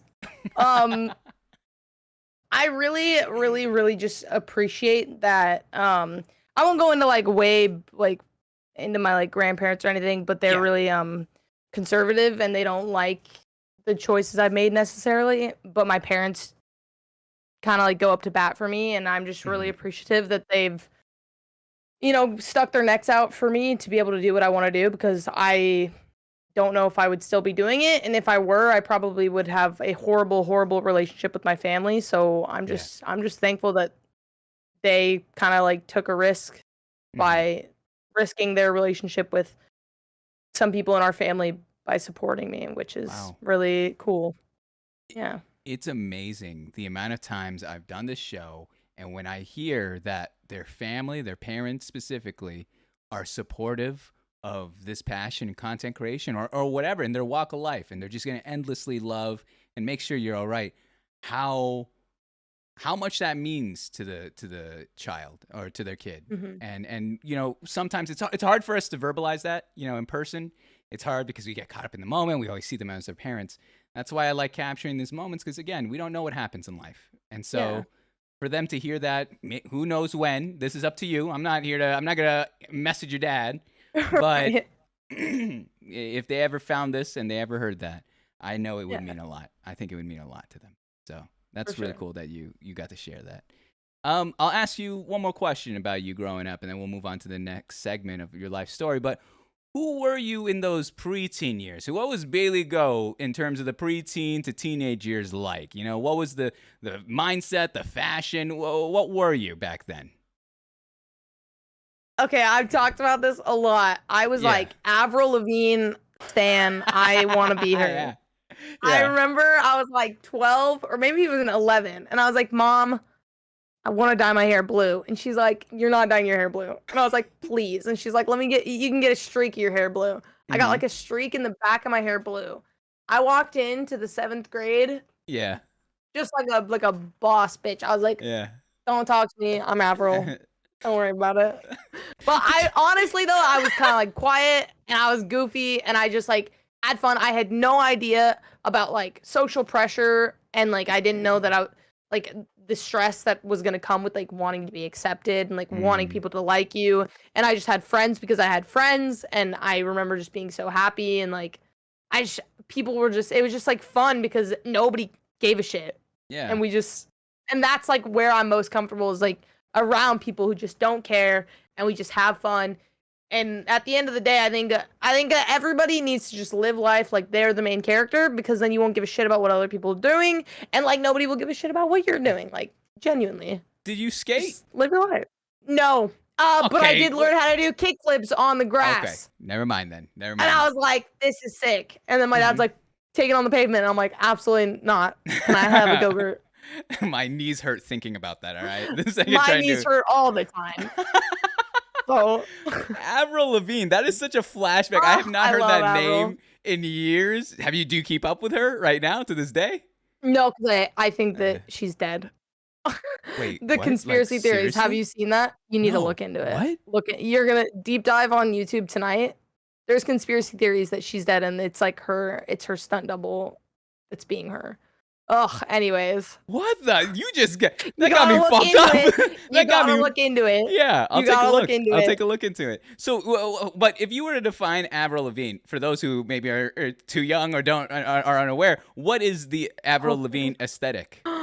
Okay, so the aesthetic is like grunge, like I don't give a shit, like daddy energy. First of all, Yeah, that's where I yeah. got it from. Uh-huh. Like fishnet gloves, doesn't give a shit, rocker, like punk, Mm-hmm. just like an absolute daddy. Yeah. 100%. I love her so much. She just doesn't care.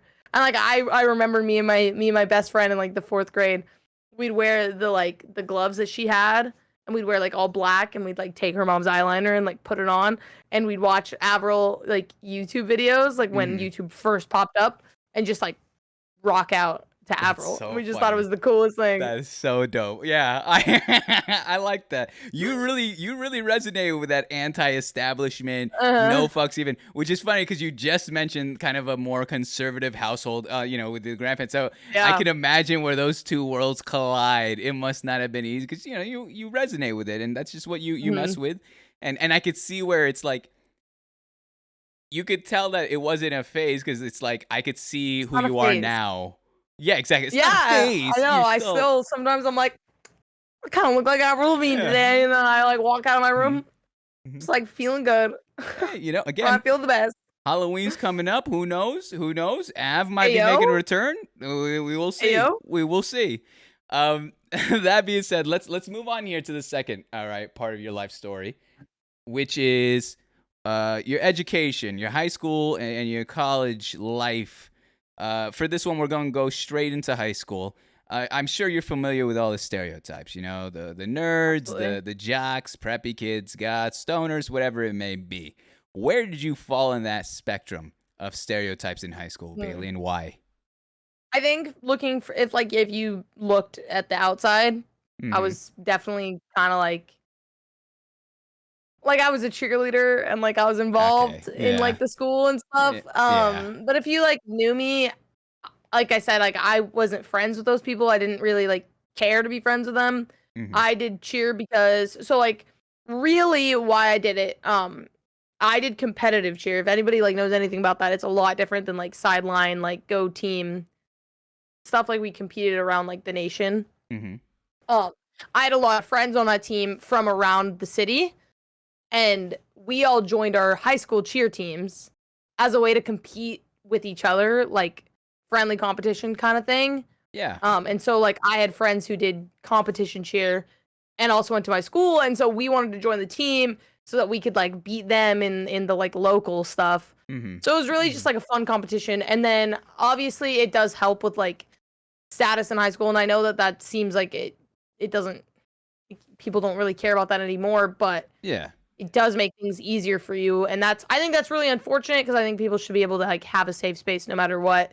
But if you are a part of something, you feel a little bit better when you're like going through awkward phases and like you're getting pimples and like Mm. growing and you don't, it's Mhm. like maturing and stuff. You don't know what's going on. It's nice to like have something to fall back on. Like, okay, I had a cheer uniform, so like I'm good. I'm not gonna get thrown in a dumpster, like Yeah. that kind of thing. When you Whereas said like it's now I don't care. when you said it's easy for you, are you talking strictly bullying, or what are you talking in terms of life being easy Mm, for you because of cheer or because of being a part of something? yeah, I mean, I'm not gonna lie. I got bullied. Like I had bullies within my like cheer team because I just kind of like refused to. I refused to be somebody I'm not. But Yeah. I was also like I kind of let people walk all over me because I didn't care. I Okay. didn't stand up for myself, but I just didn't care. I Mhm. didn't care to like prove anything to people I didn't like. So I think that no matter what, you're gonna have that. You're gonna get bullied. You're gonna get shit from Yeah. people. There's gonna be people who don't like you, and that just is what it is. And Mhm. like I've Mhm. moved on. I don't care. Those people can live their lives. I'm living my life. I'm extremely happy. But Mhm. like it's just like in the moment, in the time, you think that you need to be something to make things easier for you, so you don't have to worry about like not knowing where you sit at lunch or like not knowing what to Yeah. do or like you go to a football game. Like I never had to worry about who I was gonna sit by at a football game because I was, I was on the sidelines. Cheering. Yeah. Yeah, Definitely. because it just makes a lot of like decisions easier for you because you're already a part of something and you have a Mhm. schedule and like you have automatic friends, you have automatic people that have to associate with you essentially. So it's easier to like make friends and things like that. Bailey, you mentioned that you weren't really close knit friends with those that are in the cheer team, that those are in student government and all the clubs that you were a part of. Who were your close friends, and how did you end up choosing them? Yeah, so two of my closest friends they were on the cheer team, Hmm. but I had known them since I was like a child. So they were just people that I grew up with, Yeah. and they ended up going to my high school, and they were just like my best friend lived up the street from me, Mm. like I could walk up there in 2 minutes. Her mom still lives there, but it's Nice. just like the people that I grew up with that I was most comfortable with that I didn't feel like I had to prove anything to. Mm. Whereas a lot of the other people, it was just kind of like they all felt the need to like be something and they just weren't nice to even each other and like Yeah. I just can't get behind being like a fake person just to like have friends. Like it just seemed so odd to me Yeah. even at the time. Like it just wasn't something I wanted to put my energy toward. And the stakes are so low. It's high school, you know? Why Yeah, why are we yeah. playing this game like it's Survivor or some sort of like Well, and reality those people are television? still playing that game. Like I see True. that. That's the other thing about like the city I live in. So many people are still here and they're still playing Hmm. that game of like I still gotta climb this social ladder, but I'm like, I wanna be like, you are living in a Yeah. tiny ass city in Alaska. Like nobody You gives a are shit who you're friends with. And like I've 23, even 4 years old. yeah. Oh my gosh, I know. I've been to like the bars and stuff. I haven't been since COVID, but Hmm.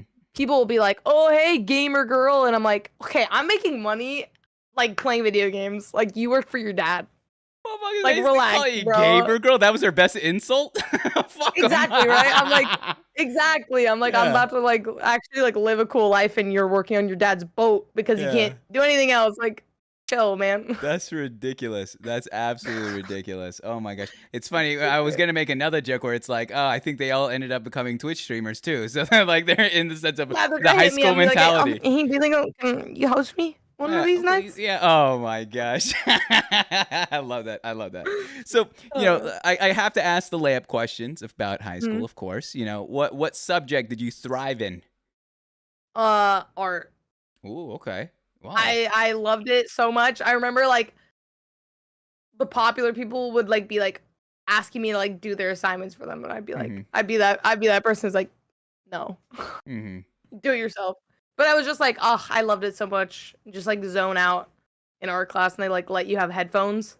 What It was like when the medium? iPhones were anything. I only ever got into painting like after high school. Yeah. I took like one paint class, but like I like just like any art class I could take, I would take for my electives because they were just it just like was a way to like zone out from the entire like world. Mhm. I still do that sometimes, but Mhm. when I have time. That's sick though. Do you consider or have you already brought that into your content here on stream? I have. I have done like painting streams. Mhm. We've done like charity stuff.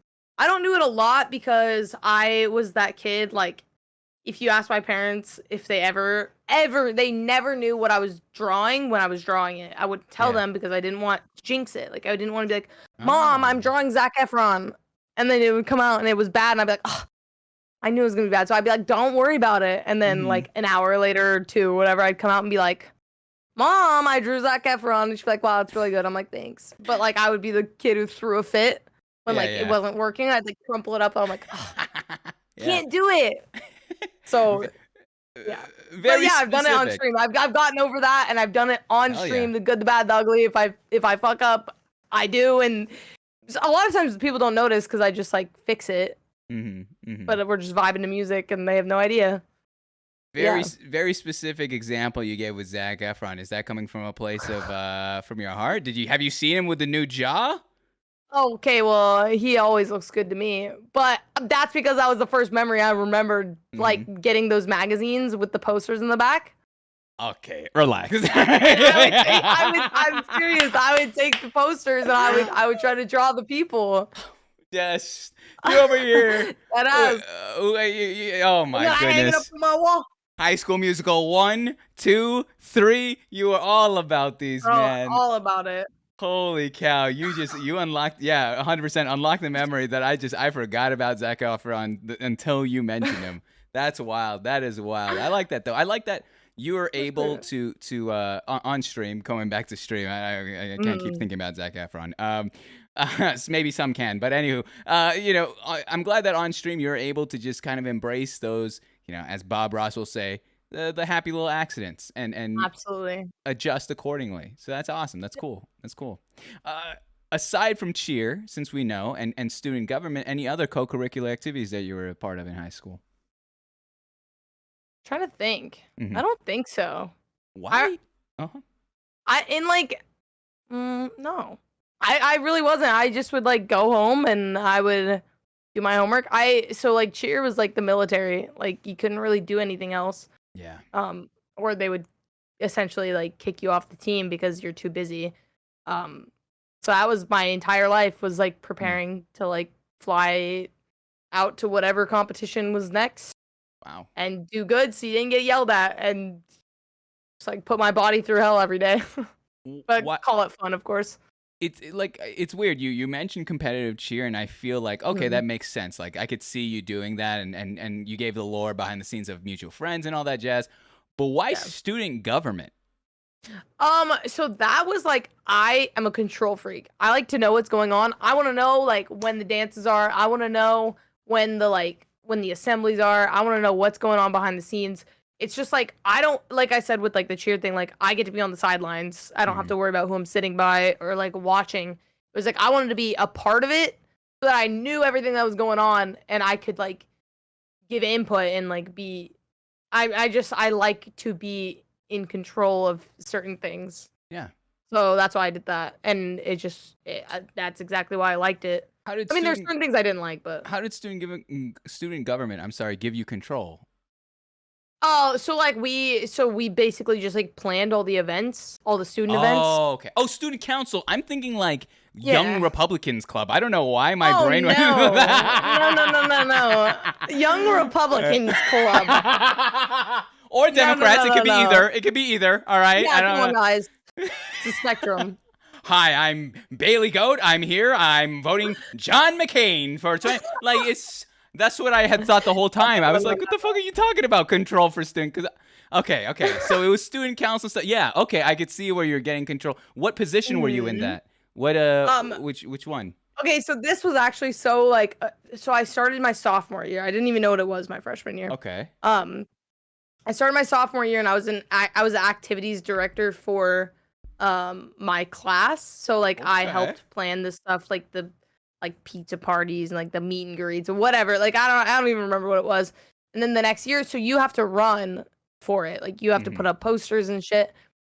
And the next year, somebody more popular ran against me and they got it.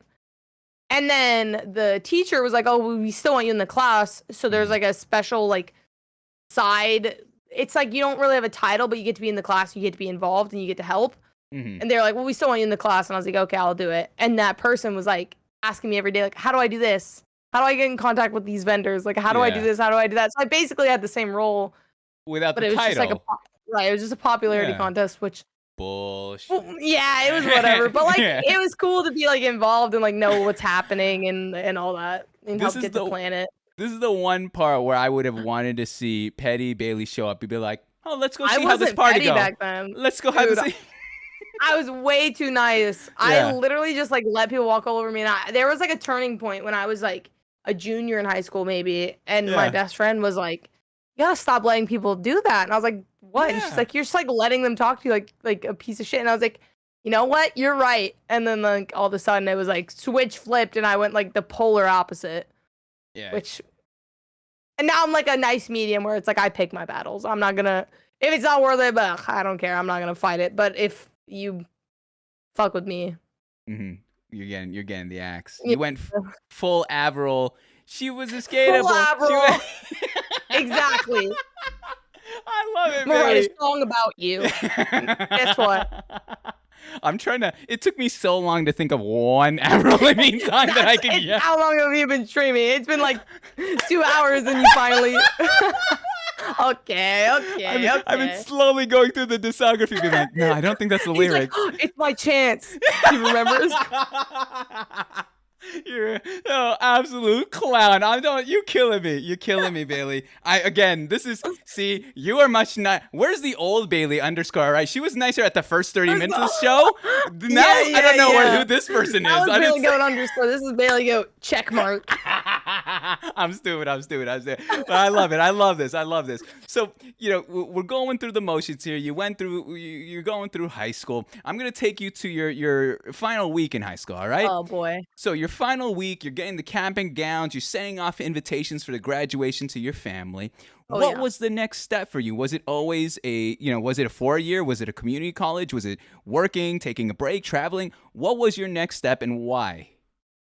I was going to Washington State University for architecture. So like Wow. this is such a random like okay, so I was into art. And so like I would be into art and I would like I think it literally stemmed like one day I was like drawing my house. Like I sat outside and I drew my house and then my uncle's like, "You're going to be an architect." And then I was like, "Yeah, okay, whatever that is." And like my whole life it was kind of like that's like what everyone put in my head. Yeah. Like, "Oh, Bailey's going to be an architect because she likes to draw." And so like I was like, "Okay," like cuz I had no idea what else I wanted to do. So I went and like I hated my classes. I had literally had the most fun just like partying essentially because I went to Yeah. WSU and you're from Washington, yeah. you know. Hell yeah. That's not an academic forward school by any means. It's pretty good. It's they're all right. great. It's pretty Listen, good. Go It's pretty Cougs, good. whatever. I was there for a year. We still have love for it. You hit him with a whatever. I mean, like I left. Like I didn't graduate. I just didn't like it that much, and I was like, "This isn't for me." And I had friends back at home that like stayed, and I was like, I just want to go home. Like I was just homesick, and I went home, and then ironically, all the people I went home for went off and left. they decided to go to college Yeah. and all that, and that's when I got into streaming. Well, first off, to take a step back, Sure. what was it about your experience in college that you didn't like? So like, I mean, contrary, so like, my parents say it all the time. They're like, "Oh, she just didn't like the parties." They're funny. They're funny. That's a good one. Yeah. Parties are That pretty was fucking about good there, all I though. liked. Yeah. No, okay, so like I would go to my classes and a lot of the architecture people. So I mean, I'm also not going to be like I said, I'm pretty transparent. Like I want to make a living doing something. Yeah. And a lot of the architecture people were pretty pessimistic about that. They're like, "Oh, well, you're not going to get anywhere until you're old anyways." So like, and it just wasn't like inspiring. It wasn't something that like spoke to me. And I never really had like real friends. You know, I had the friends that hit me up on a Friday night. Yeah. But like during the week, I didn't have study buddies. Like it wasn't anything where it was people who like cared about me, and like that was all at home. And as much as like I like have the I don't give a fuck mentality, I still want to be like cared about, and I still want people around me like if I need them. And that was at home for me. Yeah. And so it just only made sense Mhm. to go back. Which again, ironically, then a bunch of people left, and it was just like my parents and Switch my over. siblings. But I mean, like if I never left, I would not be a streamer probably. Wow. So everything happens for a reason. True. Actually, Yeah. I don't know if it's a fun fact, but the whole. You remember when Four Locos changed the recipe? That's a weird thing. It's because it happened at Wazoo. They got too fucked up at Wazoo, and on the original recipe, and they had to change that shit. They Can I go tell you a hand there. secret? Yeah, shoot, let's go. The first thing I ever got drunk on at WSU was the first night I was there. Mm-hmm. It was a Four Loko. It's a staple here, all right? It's a staple here. And What flavor? Gold? Yeah, like I remember Watermelon? that. Okay, all right. Fair play. I had no idea. One of my buddies that I knew from back home was going there, and he's like, "Look, we got some drinks," and I was like, "All right, sweet," and they're like, "Yeah, finish that," and I was like, Yeah. "Okay, I can finish." What? It's a can. Mm-hmm. But it's like Anyway. the size of an Arizona iced tea, but with alcohol. Like it'll fuck you up. Like one can will do more damage. Yeah, one that's what can. I'm saying. Yeah, that was the night. This is gonna sound weird to fill in bubbles too. What people don't realize, ladies and gentlemen, all right, Bailey's talking about going Wazoo. One of the inside jokes about Wazoo, Washington State University, is that there's nothing else to do but party. You know, it's really like a party college. You know, you have a town, yeah. Yeah. So, no wonder now I'm looking at the background of your stream with a little bit of a different view. I'm like, this is I think she could throw down, all right? Remind me to never try to do a drink off with you at TwitchCon or anything, all right? I'm under the table. My tolerance has gone down the tubes since I was 19. Since the I mean, glory 21. days. 21. Yeah, what in the world? What is it? And the check mark's gone, ladies and gentlemen, and I'm done. Hey, you're look, fine. It's not illegal. Yeah, you're fine. Give me back the underscore. That's where I keep my humility. Too much, man. This is too much. I like it. So, you do that jazz. You stay there for 1 year, and you end up going back home. People transition out, and so you're like, yo, I guess, this is the start of it. Like I'm gonna give streaming a go. I like that. So we've kind of caught up here. Let's transition here then to the third part of the show, which is work history. All right. Before we get started here, again, this is a planted bathroom break. Do you need to go at all? Oh, I'm chilling. All right. Well, I have a tiny bladder. Tiny bladder, That's tiny cool. man. That's how we'll deal with it. I'll be back in 1 minute. Again, the stream is yours. All right. I'll be right Sounds back. good. Perfect. Guys are all mine. Bailey was the reason they changed the recipe. You don't know me. Hi, Leo. I love you. All yours. It's all mine. Guess what? I'm a little bit late, but how are y'all doing? Frogs a lot. What does that mean? Leo doesn't like frogs. Run. No, you guys don't get to run. That's the thing about the internet. Am I doing amazing things? I'm having a lot of fun, actually. I love talking about myself because I'm a Leo. Say hi to Jackson. For those of you who don't know, Jackson is my nephew. Hi, Jackson. He's my favorite human being on the planet. He's such a good interviewer. It's true. Like, I feel like I would not be able to fill in the holes like he does. He's definitely has a gift for that. I wouldn't be able to do that. Frogslot is a homie. Don't worry. I bet. No. Listen, I'm fine with frogs. My friend at Leone is not fine with frogs. Loving this interview. Can't wait for Bailey's next stream. Yeah. Are you guys learning? For those of you who are in my stream a lot, you guys learning new things about me that you didn't know? I mean, I'm pretty open on stream, but come on, Galactus. Bailey streams? Corey is sus. Hello. Yes, sir. I do. Good interviewer plus good interviewee. Mm-hmm. Aw, Anna, you're so sweet. We're watching Bachelorette tonight. Yeah, after this. I'm down. You can come over. Hearing a lot more than usual. That's true. You guys are really learning about me. Bailey's pretty hot. Yeah, wait. Who said that? Who has that? Only thing I know is that Four Loko story.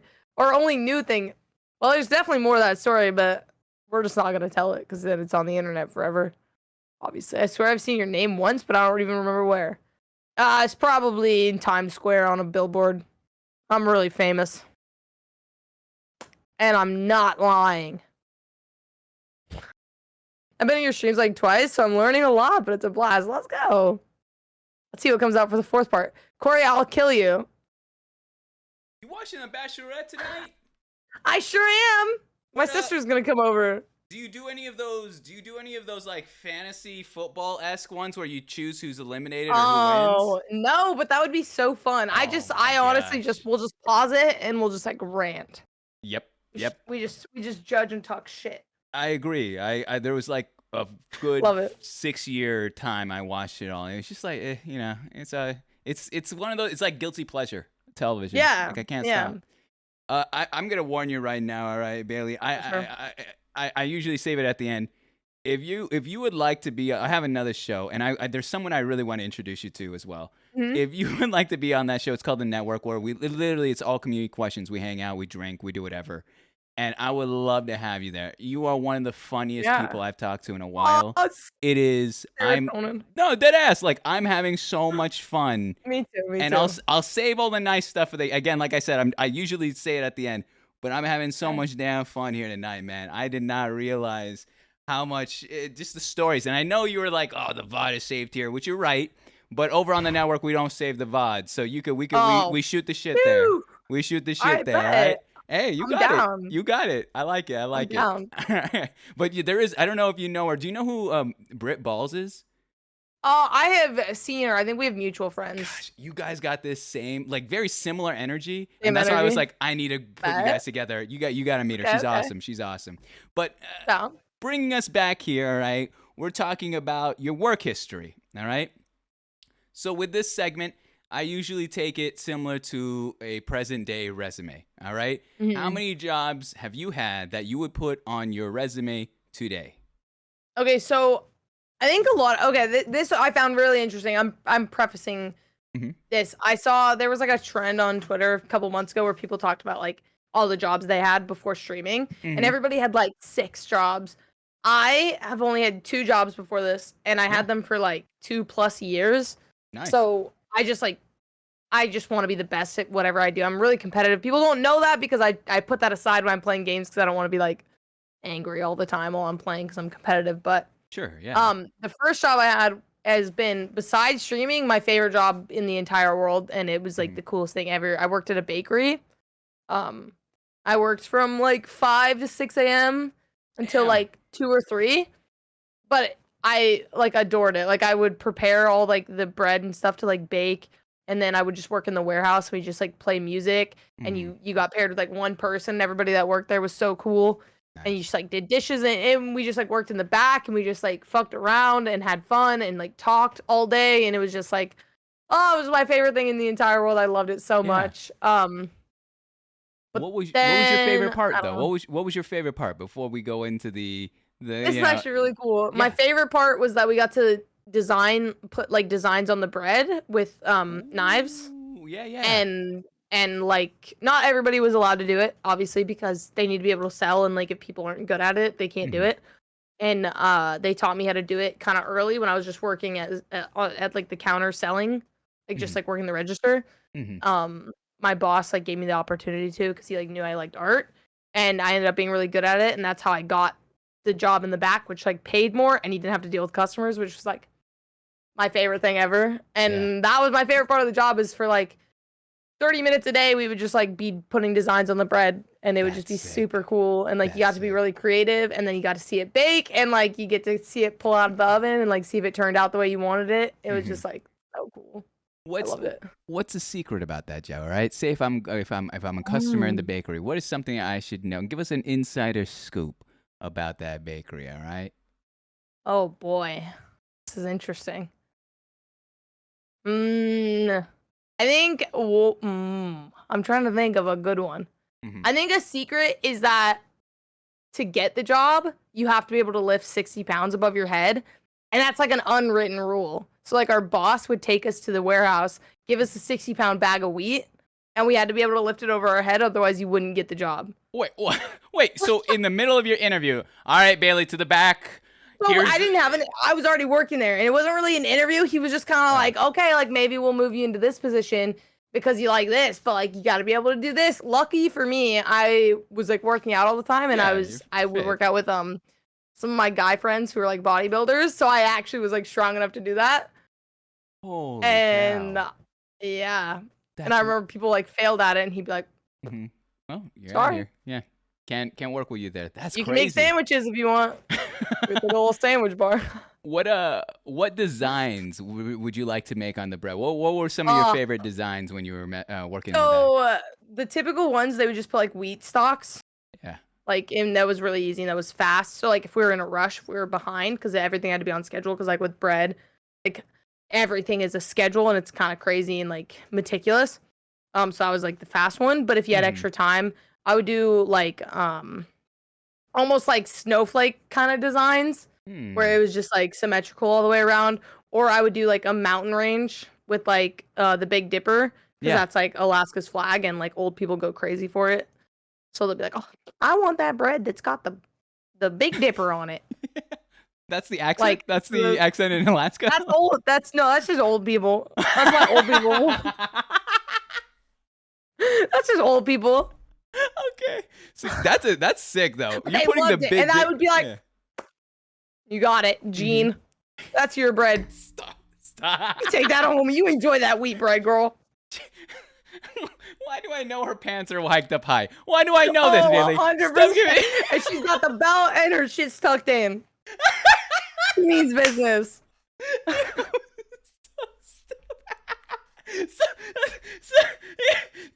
Was it purely a bakery, like bread-wise, or did you?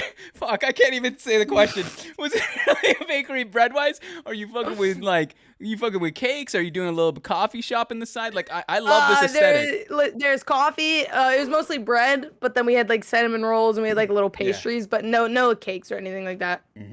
What was your go-to order if you had to get something there? What were you getting? Oh man. Oh, there was this bread that's like Asiago and like herbs and shit. Okay. And it went so hard, and like when it came out of the oven, my favorite thing in the entire world was when we had leftover dough. So like essentially if we take like 30 pounds of dough or more and we separate them into even loaves, if there's something that can be made into a piece of bread, we were allowed to basically do whatever we want with it. Okay. We would make like cinnamon rolls out of extra dough, or we would make like our own like loaf of bread, and we just like take shit from like the sandwich bar and like make our own stuff. Ooh. So just like having the freedom to like be off menu and like do whatever we want. You could take the dough home. I've taken it home before and like made pizza with it.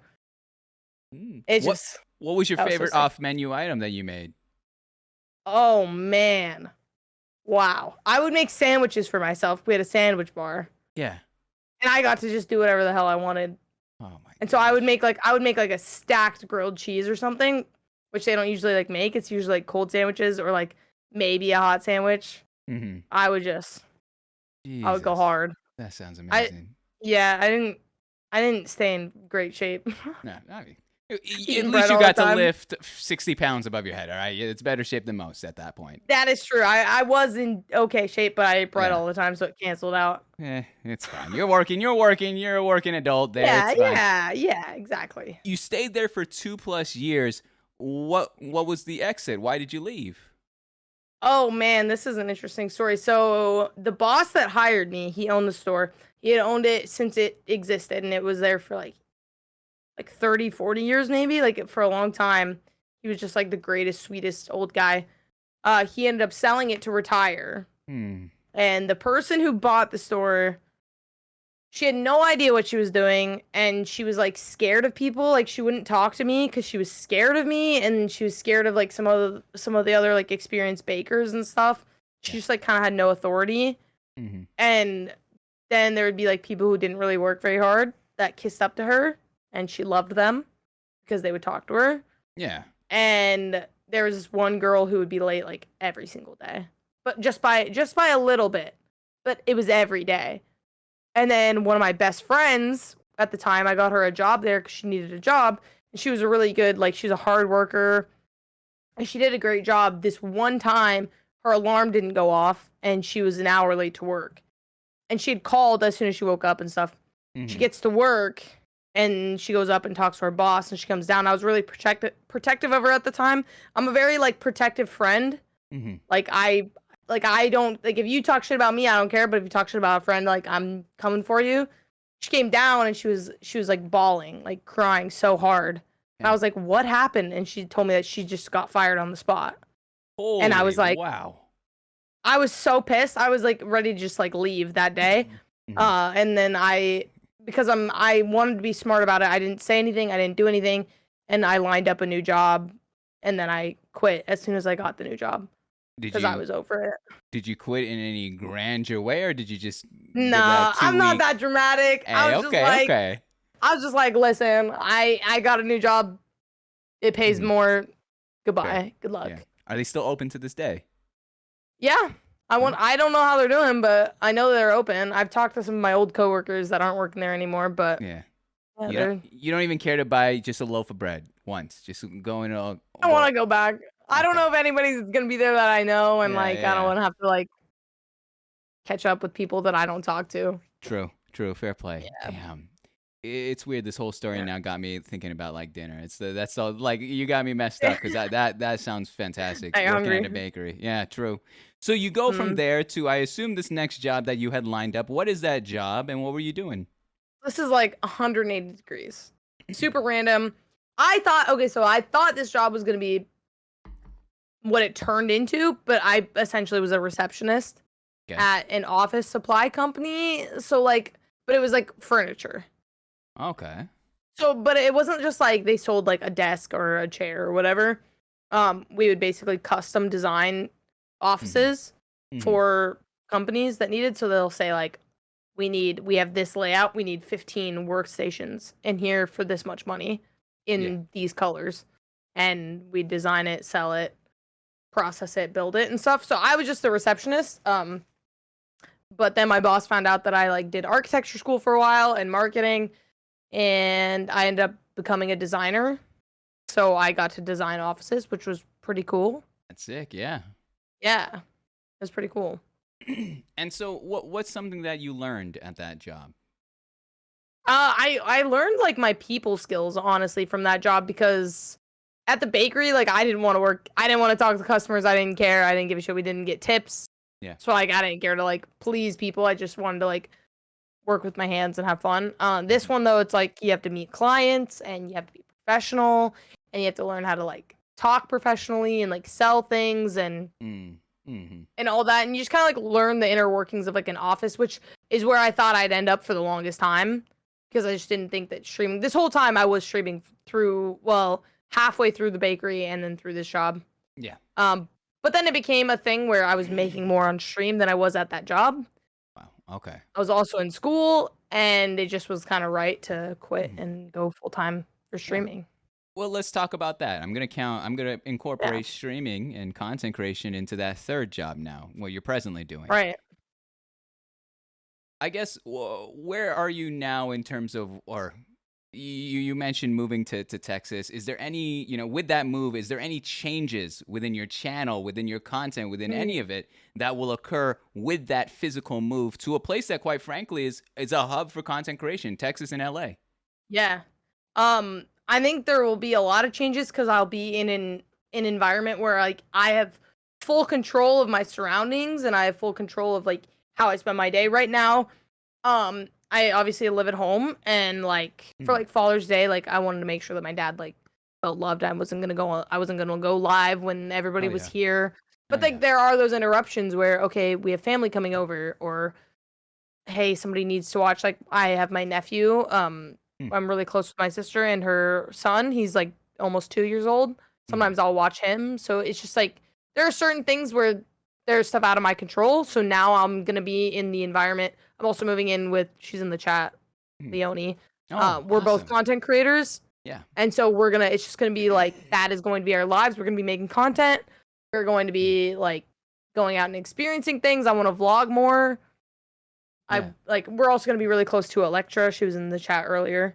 Yeah. Um, Wow. so it's just gonna be like group content. Yeah. I'm gonna vlog more just like hard work being put into it. Obviously too, because like it has to pay my rent. So there's gonna be a lot more gas on the On the on content pedal, on the yeah. fire. Yeah, I yeah. think what a lot of people don't realize, like it is very tough to juggle, like you have had to do for many Mm. years, school, work, and streaming. That's just to have that energy, creativity, and commitment is extremely difficult.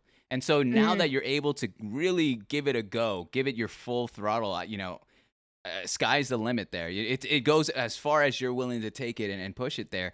Uh, Let me ask this though. With that evolution of your channel, of your streams, of that, how I guess where would you ideally like yourself to be as a creator? I'm not even just talking about a Twitch streamer because it sounds like with Yeah. this vlog stuff that's going on YouTube, where Right. would you like to be? Where's your ideal place that you feel like would be the perfect balance of you being able to be a creator slash time for yourself, I'm sorry, slash possibly still doing stuff on Twitch? I know a lot of people look at Mhm. YouTube as, oh, if I pop off on YouTube, I'm no longer got to do Twitch anymore.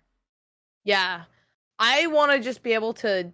I think I will always have like love for the live aspect of Twitch and getting to talk to people and they get to really like feel what it's like to like be in your presence and talk to you. I don't think that you Yeah. get that just on YouTube like posting videos. You're just kind of like watching somebody whereas this is just it's more like a relationship. I want to be able to do both, but I also want to get to a point where I can have days off and I can live my life and like make money in different passive ways and stuff. And one of my like biggest goals in life is to just be able to travel the world. And I Hmm. want to be able to do that. And I think that by incorporating like YouTube and vlogging and stuff, I'll be Yeah. able to do that with it so I can take people with me.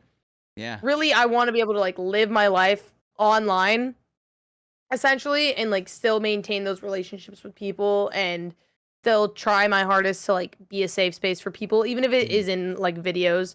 I still want to be a streamer and I still think that that's where I will be like in like 5 years. I'll Yeah. still be doing streaming and still have that safe space. Mhm. I just want to make people feel like loved and it's okay to be who they are and I just want to do it on a large scale. Yeah. And diversify what you do, It's not all Yeah, about staying home and playing games, though that's something you for love sure. and you find fulfillment in, but traveling is such a cool thing. It Mhm. it's funky cuz like to be very honest, like 2013 was when Justin TV switched over to Twitch TV, right? Yeah.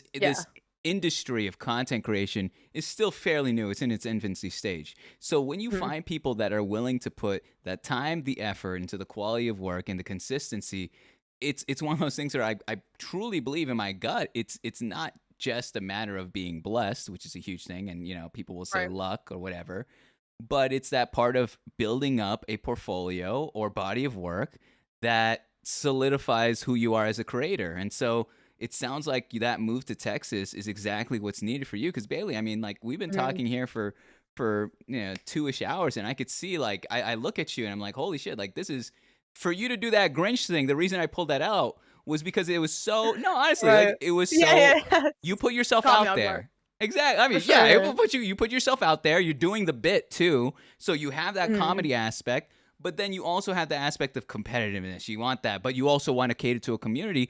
This is all the trappings of someone who could take this a long way. You know, a lot of people focus on one or the other, or quite frankly, have everything fall between their fingers. So for you to, I see that balance in you and how your mind works. The way we were talking about Twitch and content creation at the beginning of the show, I'm just like, oh shit, like, yeah, now that you're doing this full time, or you've been doing this full time, but now that you're in a place that allows for this kind of, energy and creativity to thrive and stand on its own, I think, again, sky's the limit there. I'm excited. Um, how, you mentioned your community early on.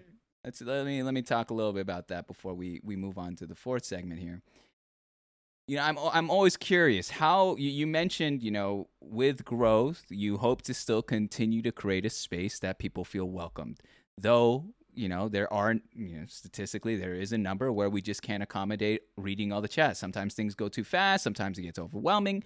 How do you plan on staying true to that core concept of uh, creating a space where people feel welcomed, even though, or how do you plan to scale that with the growth of your community or the growth of your own brand there?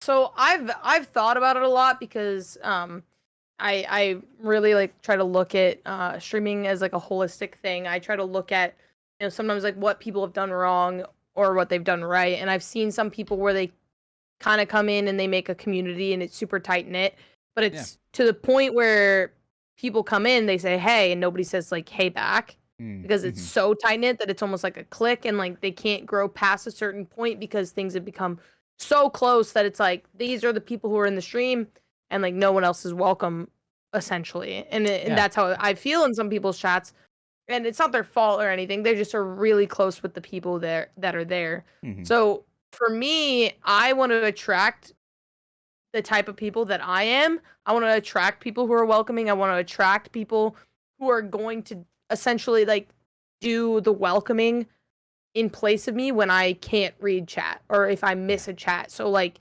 my mods already do such a great job of welcoming new people, and not even like it's not even just my mods. That's how it used to be, where it's like the mods are like, oh, welcome in, like sorry she's focused right now or something. But now it's like I will like look over and see just random people in chats like strike up conversation with new people.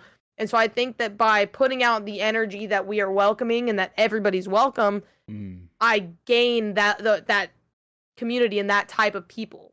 Yeah. So like those people are attracted to my community, which then involves more people, and essentially the chat and the community will do that Mm-hmm. for me on a large scale. I will continue to foster that type of community. However, like when I can't welcome everybody, I will have other people that are welcoming them as well. I love that. Does that make That's sense? on the money. It's where the Yeah. community becomes self-sustaining. That you Yeah. no longer feel like, because sometimes when you go live, do you ever feel like you're hosting a party and you have to accommodate everyone? Oh, But 100%. yeah, but then when you have mods that are also, or regulars that are willing to reach out to those that are like, hey, I'm new here, or like, hey, what's going on, or if they haven't followed, you haven't seen their name before, to guide them through, hold their hand through what's going on here, and make them feel welcome. You feel Right. like you've done your job. Like you feel like there you go. That's what it's all about. It's not all about you as a streamer doing it for every specific viewer, but it's creating an environment where everyone can do that. That's awesome. Yeah. Holy cow. Are you running for Twitch president? What's going on here? All right. Is there I an was election? in student government, so I do Young know what I'm Republicans, doing. It's too much. It's too much. Oh my gosh, I love that. I love that. Let me.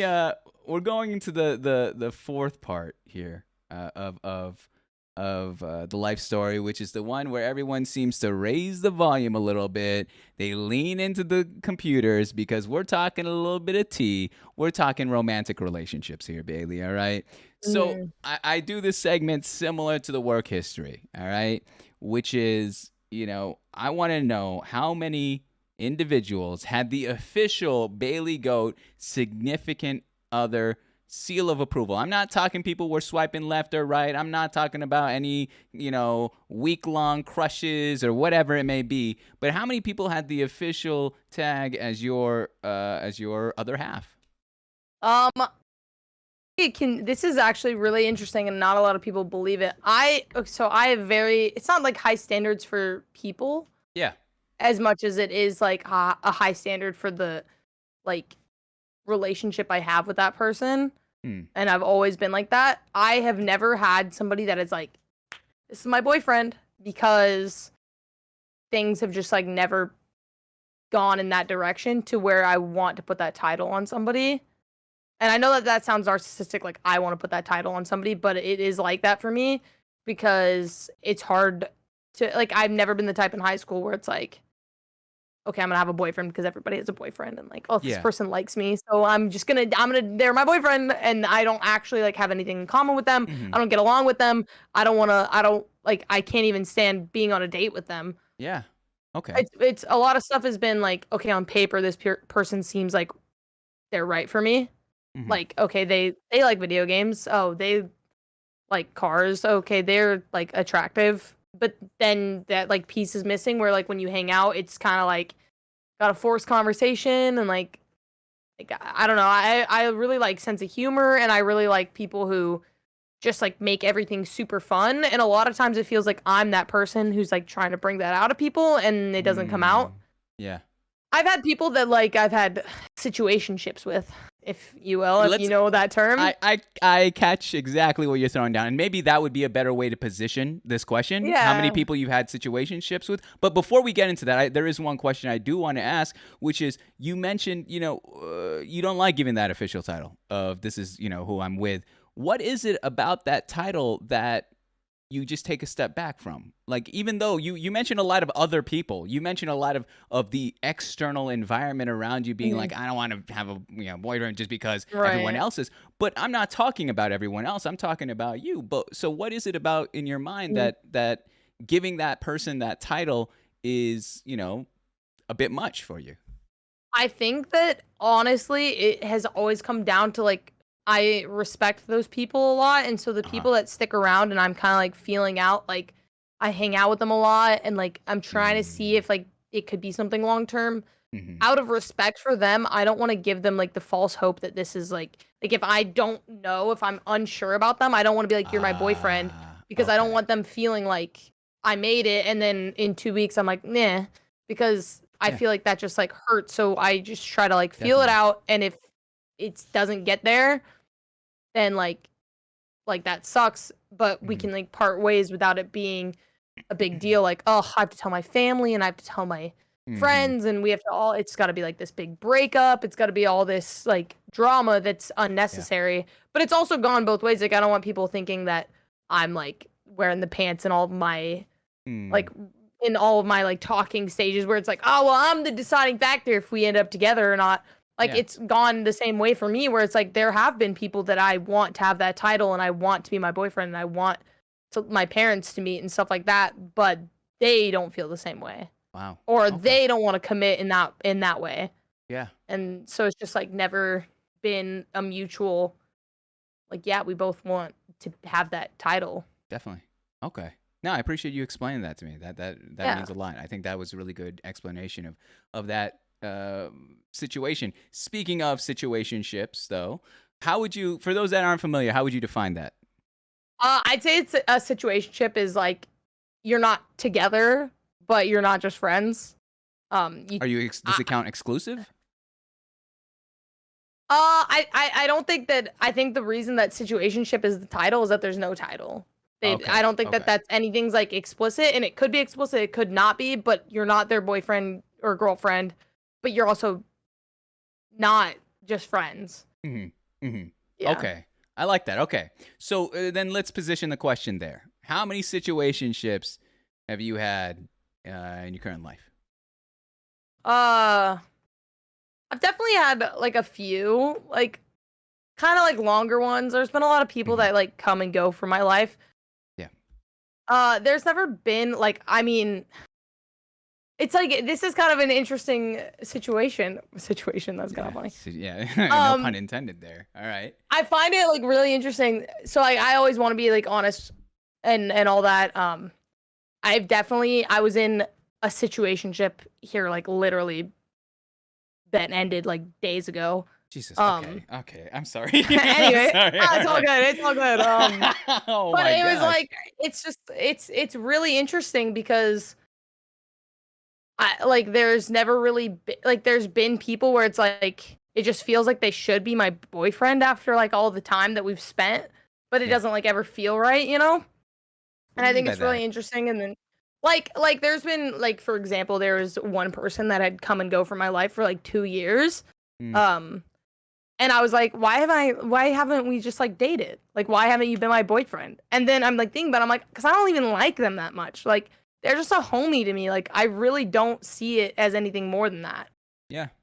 And it's really in like growing up, it's hard too when you're like seeing your friends in like full on relationships, Mm-hmm. but like you've never like felt that way about somebody where like usually I'm like on a date with a guy, I'm like, "Ugh, I can't wait to go home." But like they're Oh like my in love with them. They want to gosh. spend every single day with them. Yeah. But that's Yeah. just how I am. But then there's certain people. I think that the cool thing about Twitch, my favorite thing about Twitch and like being online is that you can meet people that you would never meet if you weren't online. True. Like this person, like I'm obviously like I respect them and they are the one who like didn't want anybody like knowing. Like that's kind of why I like am not public about it. Mm-hmm. I would never like dox anybody. Yeah. Of course. But like I don't know, it's just like you meet these people that you don't ever like you would never meet in your normal life. Yeah. And so you get the opportunity to meet people that really like you really connect with because you're meeting them with outside of the circumstance of like real life. Mm-hmm. You don't have to meet in a bar, you don't have to meet on Tinder, you don't have to meet in your area. And I think that that's like kind of fucking cool and like it goes back to the online dating thing. Like I still don't like the idea of online dating if I don't ever get to see them because of like the type of attention I need. But the fact that so many people have met online and are in happy relationships is like cool as hell because you essentially just get like a way bigger pool of people Definitely. at your fingertips. Definitely. Yeah. What is it It's cool. about, with situationships, Mm. in terms of that title and that type of relationship, does it get any easier, Bailey, when things don't work out compared to one No. that no? No.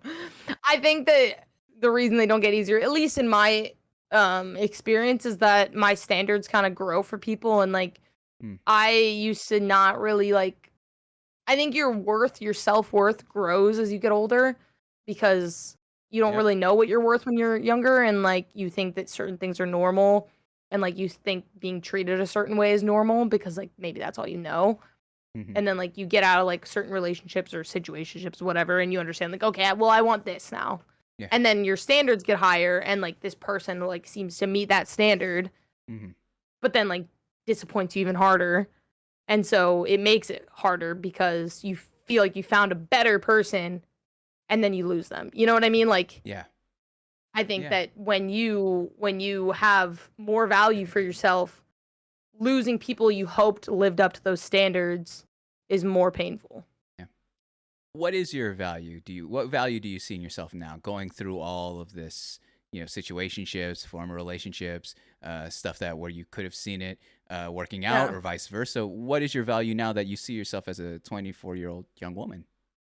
I am just like the type that like I will for the people that I care about, I have like a very small group of people in my life and like that's by choice. I've gone through a lot of shit with like relationships as like but I say relationships I mean like friendships as well. Yeah. I've gone through a lot of things, a lot of like backstabbing and a lot of like heartbreak within friend groups and just like drama that tore people apart and stuff. So I have pretty like high trust issues. Like people have to earn my trust. But like once they do, I'm like the most loyal person you could ever meet. Yeah. And I just like I will give you literally the entire universe if you like want it. but you also have to like show me that respect and show me the appreciation. Yeah. And I have a really hard time. I heard this quote, which was actually really interesting, and like I want people to hear it. It's that you can't make somebody love you by giving them more of what they already don't appreciate. Wow. And I Wow. thought that was super That's interesting because stunning. like I give my like I will literally do anything for somebody. Like I will drive an hour to go get like your favorite ice cream. I don't care. Like if I ride for you, I ride for you. And like that's just how I am, and I think that that's really valuable nowadays in like today's society because Mm-hmm. people are just shitty and Mm-hmm. like people deserve better people in their life, especially if they're good people. But I find myself doing that for people who like just like don't give a shit about it Yeah. and like That's the don't show the worst. appreciation. That's Yeah. the worst. You are literally loving someone that does Mhm. not either reciprocate it to the same level or at all. Like Yeah. that is that's such an empty relationship and place to be. And I'm sorry that you had to go through that Yeah, it's all even good. so recently. Let me ask this. You know, you at the start of the show, I showed that clip about online dating, and you mentioned Mhm. something. You said, you know, I'm attracted I'm attracted to the ones that treat me poorly. But the ones that treat me well, just say that's not for me. Can you please give me some peace of mind on that kind of topic, Bailey? Because that's something I heard in high Mhm. school, and it broke my heart then. I'm a 28-year-old man. I no longer look into that life. I know my own value. But Yeah. for those that hear that time and time again, especially from someone that, you know, there are a lot of people out there, I'm sure, that look at you, Bailey, and like, yo, you know, she's beautiful, she's funny, she's awesome here as content creating. Like, they want to give it a shot, but they fall under that category of too kind or too, you know, they're not weebs because we know how you feel about weebs, but they're they're too friendly. Tell me why is that the case? Why are we going for people that don't value you, Bailey? Okay, so I do talk about this. I've talked about it on stream because like people be like, "Oh, nice guys finish last." So I Yeah. think that off the rip, it's usually not like I don't want somebody who's like doesn't know anything about me, Yeah. and Okay. but they think they do because they see my Twitter and they're like, "I'm in love with you," and I'm like, that doesn't make sense. Weird. That doesn't give me peace of mind because I don't feel like you do know me and you Hmm. don't actually know anything about me, and like you could not like me, but you see me online and like that's what you like about me. Hmm. Um and it's more so that like I don't go for people that are shitty to me at the very beginning. If somebody's an asshole, I don't like them. Yeah. It's more so that I attract people that like essentially like treat me really really good at the beginning and like it's all great and they say all these things and it's the best thing in the world, and then at some point true colors show. So it's Sure. it's less that I go for people that treat me bad and Yeah. more so that I end up with the people who just gave me like false hope or false promises or like empty promises, I guess. Okay. So Yeah. it's not so much that like if you treat me right, I'm gonna be like, oh, gross, or like you treat me bad, I'm gonna be like, oh, hell yeah. It's more like I Yeah. just have fucking bad luck. Yeah. But Yeah. like people who are just like too nice, like I tweeted this the other day. I don't remember the exact words, but there's a lot of people who are like, oh, I would date any girl with a heartbeat. Okay, I'm not gonna date you because I think that the only thing you like about me is that I'm not a corpse. Like, it's got to be more than that. Like, You're breathing. Yeah, that's great. I right, like that appreciate doesn't that, make me Bailey. feel special. Yeah. Like, who gives a shit? Like, don't you want somebody that like matches your energy or like Yeah. really likes this or like you have this in common with them? But instead, they're like, I would date anything that moves. Can I date you? It's like, oh wow, I feel great about myself. Swept Like, you it's off your supposed to feet. be more like like special than that, you know? Mhm. Yeah, I agree. I agree. You got to value your significant other, and you got Yeah. to, not necessarily put them on a pedestal, but put them up. You know, gas them up a little bit. There's got to be Yeah, they're supposed to similar be to a what you priority to you. exactly a standard. What is it Mhm. though? You know, you mentioned that you don't have a type. If you're attracted to, you're attracted Yeah. to it. Let's put that aside a little bit. All right, I'm not putting it Okay. to a whole side. For sure. Okay. But you know, there are objective things that you find Sure. attractive. What are those things, Bailey? What are these things that like I you notice? My favorite thing about like a person and specifically a guy is that they like don't really care about what's going on or who's there, and they are just like themselves and they are Yeah. just like having fun. They want to make things fun. I don't like people who are downers. I don't want to be out with somebody and they're like, "Oh, I asked for extra ice and there's not extra ice." Like, I don't like, who gives a shit? Let's make things fun. Like, that's how I want to live my life. And like with somebody that I want to be with, I want them to live their life like that. Yeah. Another thing that I really look for is like tolerance. I can't stand being around people who like use slurs that like aren't okay anymore, Yeah. or they like degrade people for not living a lifestyle that they live. I don't like that. So like I'm really attracted to people who are comfortable in their masculinity to like be okay with anybody's lifestyle. And then I like people who will make anything fun, and like we could turn anything into an adventure. It doesn't matter, like we're not going to be Debbie Downers about everything, because that's just no way to live life. Yeah. You know, Bailey stock to the fucking moon right now, ladies and gentlemen. I think, again, That's I right. don't mean, I'm not taking anyone's content, Austin. I'm looking at you, all right? But hey, this is a prime example. It sounds like I'm excited though. I loved you sharing that. That makes a lot of sense. You know, I think there are platitudes here. There are such cliches in romance, and you know, we heard it where it's like, oh, there's, and I do believe it. You know, you're attracted to what you're attracted to, or types or whatever, but those are fundamental things about someone that stand out, that are able to be like, okay, this person that I'm attracted to, or I at least gravitate towards. All right, it may, there's still a lot to be learned, but I'll give that person a shot over someone that's saying, because I'm breathing, because I got a heartbeat, you know, let me date you. That's out of pocket there. So last question here though on this topic. You said that, you know, as of yesterday, things didn't work out. And again, we keep names out of mouths. I'm not interested in that. But in terms of where you're at romantically, is it a time of self-healing? Are you back on them? Or is it a quick turnover thing, or you're just like, all right, deuces, like I'm back out there? Or what does that look like in terms of you looking for a possible significant other, or even looking at all? I think that a lot of people, and especially like girls, like they try to hype their friends up, like, oh yeah, just get back out there. We're gonna find you a new guy, whatever. I'm not really like that. Like, especially with this specific individual, it wasn't like that. It was kind of like, like I said, I'm not gonna date somebody who's not where like I am eventually. And we kind of had a plan, and like we were on each other's like priority list, whether or not like we were busy or whatever, we still try to like make time. And this person just kind of like, I fell off their priority list pretty hard.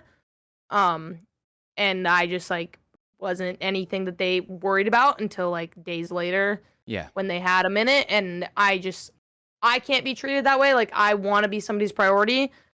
I want to like, you know, take 5 minutes to like text me good morning, like make sure like I'm doing good or whatever.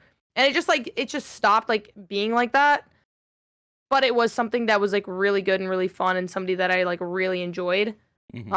So it's not something like I'm really not interested in like finding somebody right now.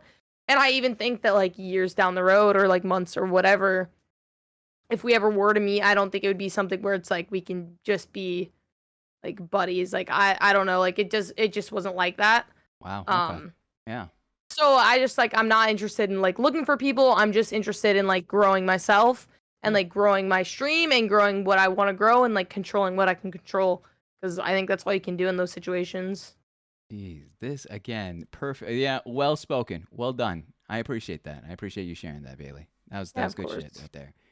That being said, I appreciate I mean, you've done a hell of a job tonight in terms of life story, and thank you so much for sharing all the, you know, the facets that you were able to share, and you know, there were a lot of dimes. You've been throwing dimes tonight, all right, and it's been so awesome to share this space and this time with you and your community. We do have one last segment here, which are the community questions. Oh boy, I forgot about this. You know, I'll refresh the page again. !Q if you have some questions. You know what? I'm gonna milk the clock a little bit. Do you need to use the restroom? Do you need to get anything, really? Do you need Maybe food? I should. Yeah. I'm gonna go to the bathroom, and you guys write questions. Perfect. Or else. Go to the restroom. I mean, they have, but yeah, go ahead. Use the restroom. I'll get back. Do your thing. I'll be right back. All right. Go ahead. Oh my gosh. She's awesome. She's good. It's good stuff, man. Good stuff. Bailey's hilarious. She's really honest, candid.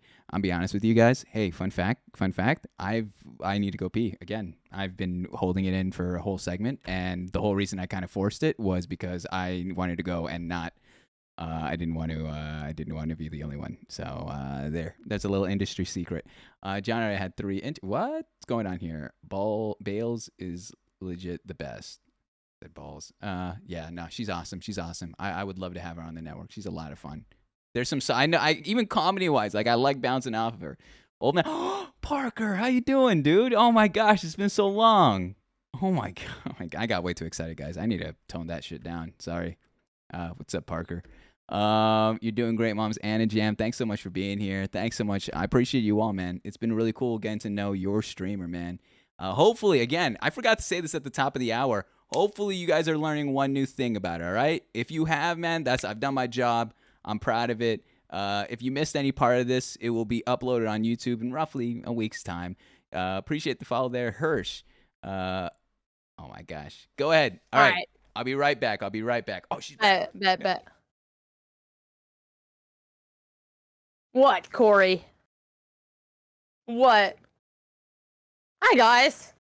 Aren't you so happy that you guys actually finally got the tea?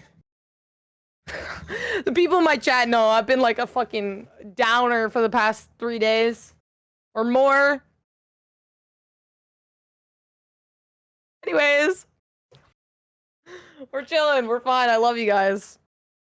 Just, hey, listen, if you guys are regulars, because I see a bunch of you and I love all of you, you guys have made it exponentially easier for me. Because you guys love me so much. And no soft shit, but I love you too. Yeah, I'm sure, Corey. I know. But it is what it is. I know, I love you guys. Bailey's a downer, but Leo's a down bad. Leo is down bad. Leo's like any cute guy that breathes near her. She's like, what does it mean? Oh my god, guys. What does it mean? I crossed my arms and then he crossed his arms. What does that mean? I'm having fun tonight though. This is cool. You guys actually know more about me. Wow. I think he's in love, low-key. Oh, really? She's like, this guy sat down, like, near me at the gym. We're getting married tomorrow. We love it. Can we get a Bale wink? Well, I don't know, man. What if I forget how to wink? Do you guys want to know the cutest thing ever? Corey? Are you ready? I'll say, Jackson, wink. And he goes like this. So She's cute. down bad, Bailey. She's down bad. That's my girl, Leonie. Look at her. How is she down bad? How is Leonie down bad? Oh, let me just lay it out for you. Hit me with it. I'm Let's break exposing the you third right now, wall. woman. Yeah. Any cute guy that breathes near her, she's like, oh, well, he's in love with me. I found my future husband. I need to know a type. cute. I've interviewed 90 people, all right? Maybe I'll be able to you hook want it to know up. her type? Yeah, Her type is TikTok boy. TikTok fuck boy. Easy. You got easy, any? Easy. Yeah, I got a resume. Go ahead. Perfect. Yeah, I'll interview 2. Hey, give me a couple weeks. I'll get him on the show, all right? No, I'm just- Absolutely. Get it on. I'll let her know. I'm moving in with her. We got it. The contacts are there. Oh, bozos, man. That's hilarious. TikTok fuckboys. All right. Remember that, ladies and gentlemen, all right? You never know. With this segment here, Bailey, all right? We got community questions. This is the rules. They're very simple, all right? Okay. I don't know any of these questions. I didn't vet them beforehand, so I'm reading them and learning about them live like you. You don't have to answer if you don't feel comfortable, of course. Sure. And second, if some of them are more react Andes, react accordingly. But that's about it. It's a very casual part of this show. Cool. Let me refresh that again. !Q if you have any questions. But let's go straight off the cuff. All right. Okay. All right. This one, it comes every show, every time. It's almost a keynote question because the mods come through and they always got to ask this. It says, "Got to keep up with tradition. Who is your favorite mod?" Like I'd ever tell you, it's like being a parent. Like you can't pick a favorite child. Yeah. Sorry, y'all. Do you ever do that with? I mean, if you wanted to revise, is there someone that does a lot of behind the scenes work? We don't have to say favorite.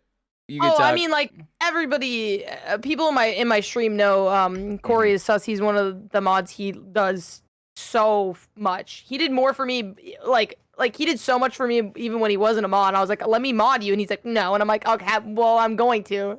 Mm-hmm. Oh my No, god. yeah. He just like works his ass off for a lot of streamers actually, Mm-hmm. not just me. This one says, when is the move to Texas? That is at the end of July, so I'm taking like a week off of streaming to move and set up all my shit. I'm so excited. It's gonna be sick. Oh my gosh, yeah, no, that's huge. Wait, in terms of the moving, and like, okay, this is gonna be a weird question. I don't even know how this would work. Like, are you shipping all your stuff there? Are you like, are you doing a car thing? What's the logistics? I was gonna do a car thing, Mhm. but I would have to drive by myself because of like COVID restrictions. You Yeah. can't like nobody like if my dad wanted to come with me, he doesn't have proof of residence in the lower 48. Oh, okay, yeah. And so they wouldn't let him through. And driving by myself is just like not a good idea. Fair play. So I'm shipping the expensive stuff. So I'm shipping like Mhm. my PC and like my setup stuff. The rest of it is gonna be like I'm gonna just bring it on the plane like I did with college, just like put it in Mhm. bins and shit. I've gotten rid of a lot of stuff though. So Nice. it's gonna be fine. I'm We're just excited. going with the flow. I'm sure it's gonna be Yeah, fine. we'll see what happens. Whatever happens, happens there. Yeah, man, I mean we're vibing. Do you have any regrets from starting this journey, whether it be connections you made, games you've played, etc.? I mean, like, I don't like being the person with regrets because, like, I'm here today because I'm here today and, like, lessons learned. I think one thing that I don't like is when I first started, I was definitely friends with not the right people. They were people who brought other people down to make themselves feel better. Mm-hmm. And I didn't really do anything to, like, stop it or, like, care. Like, I just kind of, like, let it exist. Yeah. And, like, I sometimes played along because I was like, oh, yeah, they're my friends. Sure, yeah. Oh, yeah, they're definitely view botting. Like, I don't like that I was that person just simply because I was following the people I looked up to. Yeah. I am happy to say that like I'm not friends with any of those people. The only people I'm friends with are extremely supportive, just like absolute gems of human beings. And I think that I owe that to that time in my life where I was not friends with great people. And That's not really a regret, but even I wish I never- so, like, what's the point? If they were viewed botting, Yeah. like, that's something that they're Who gonna gives have a to shit? answer It's to. Exactly. their deal. Yeah. They live Exactly. lives.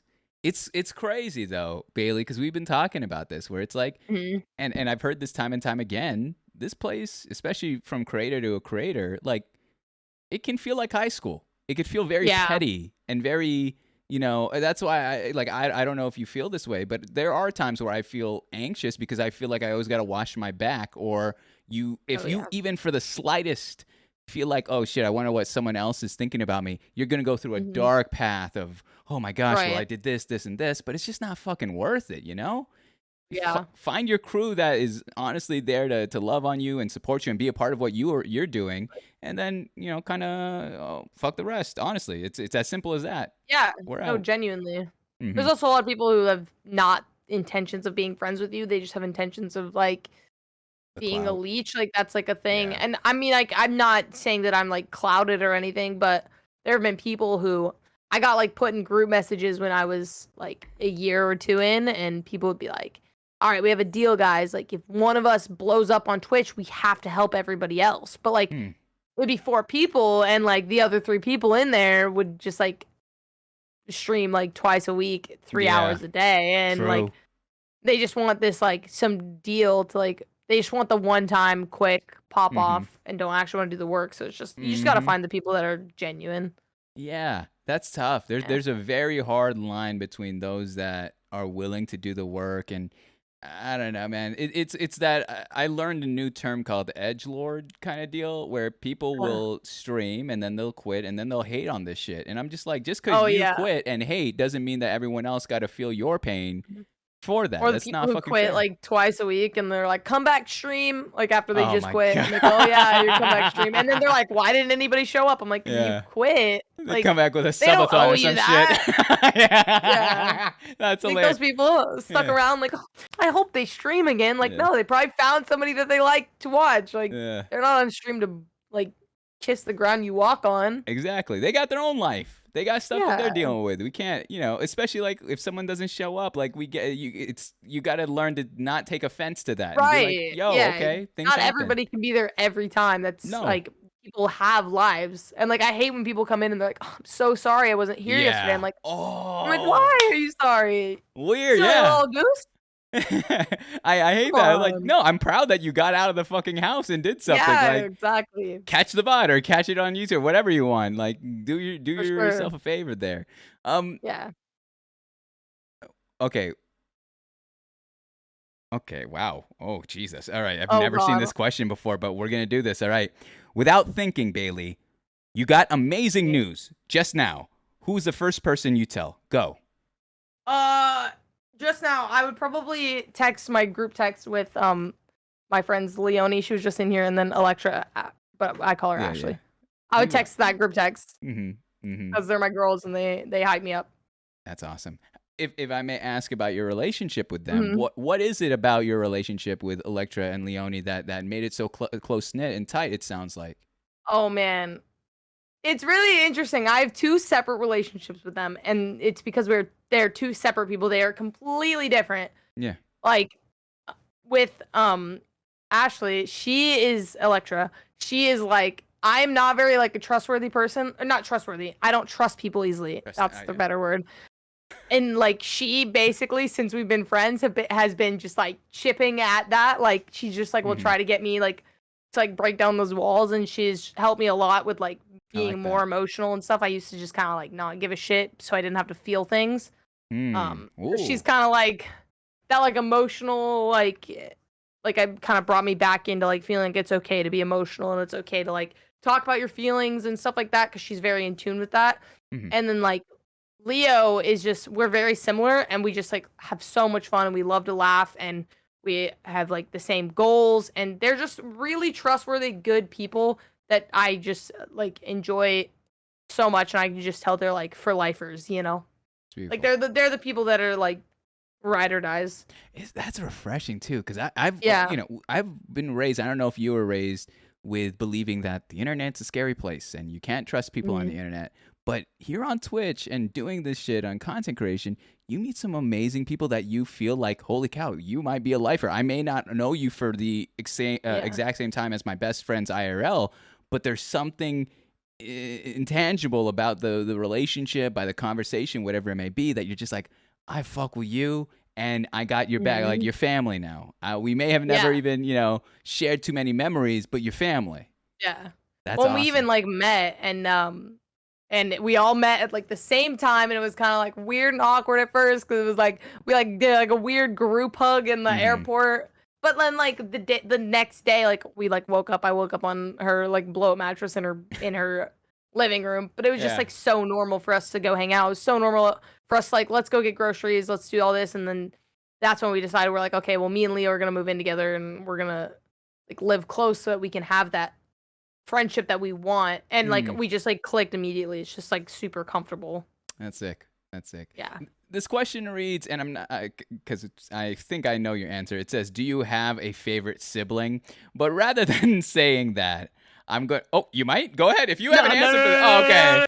I was going to say, I was like, oh, shit. I guess we're going to pop off here tonight. We're going to pop off here. No. I can revise this. I'll revise it on the spot, all right? Tell me something. Okay. Tell me what is your favorite aspect of each of your siblings?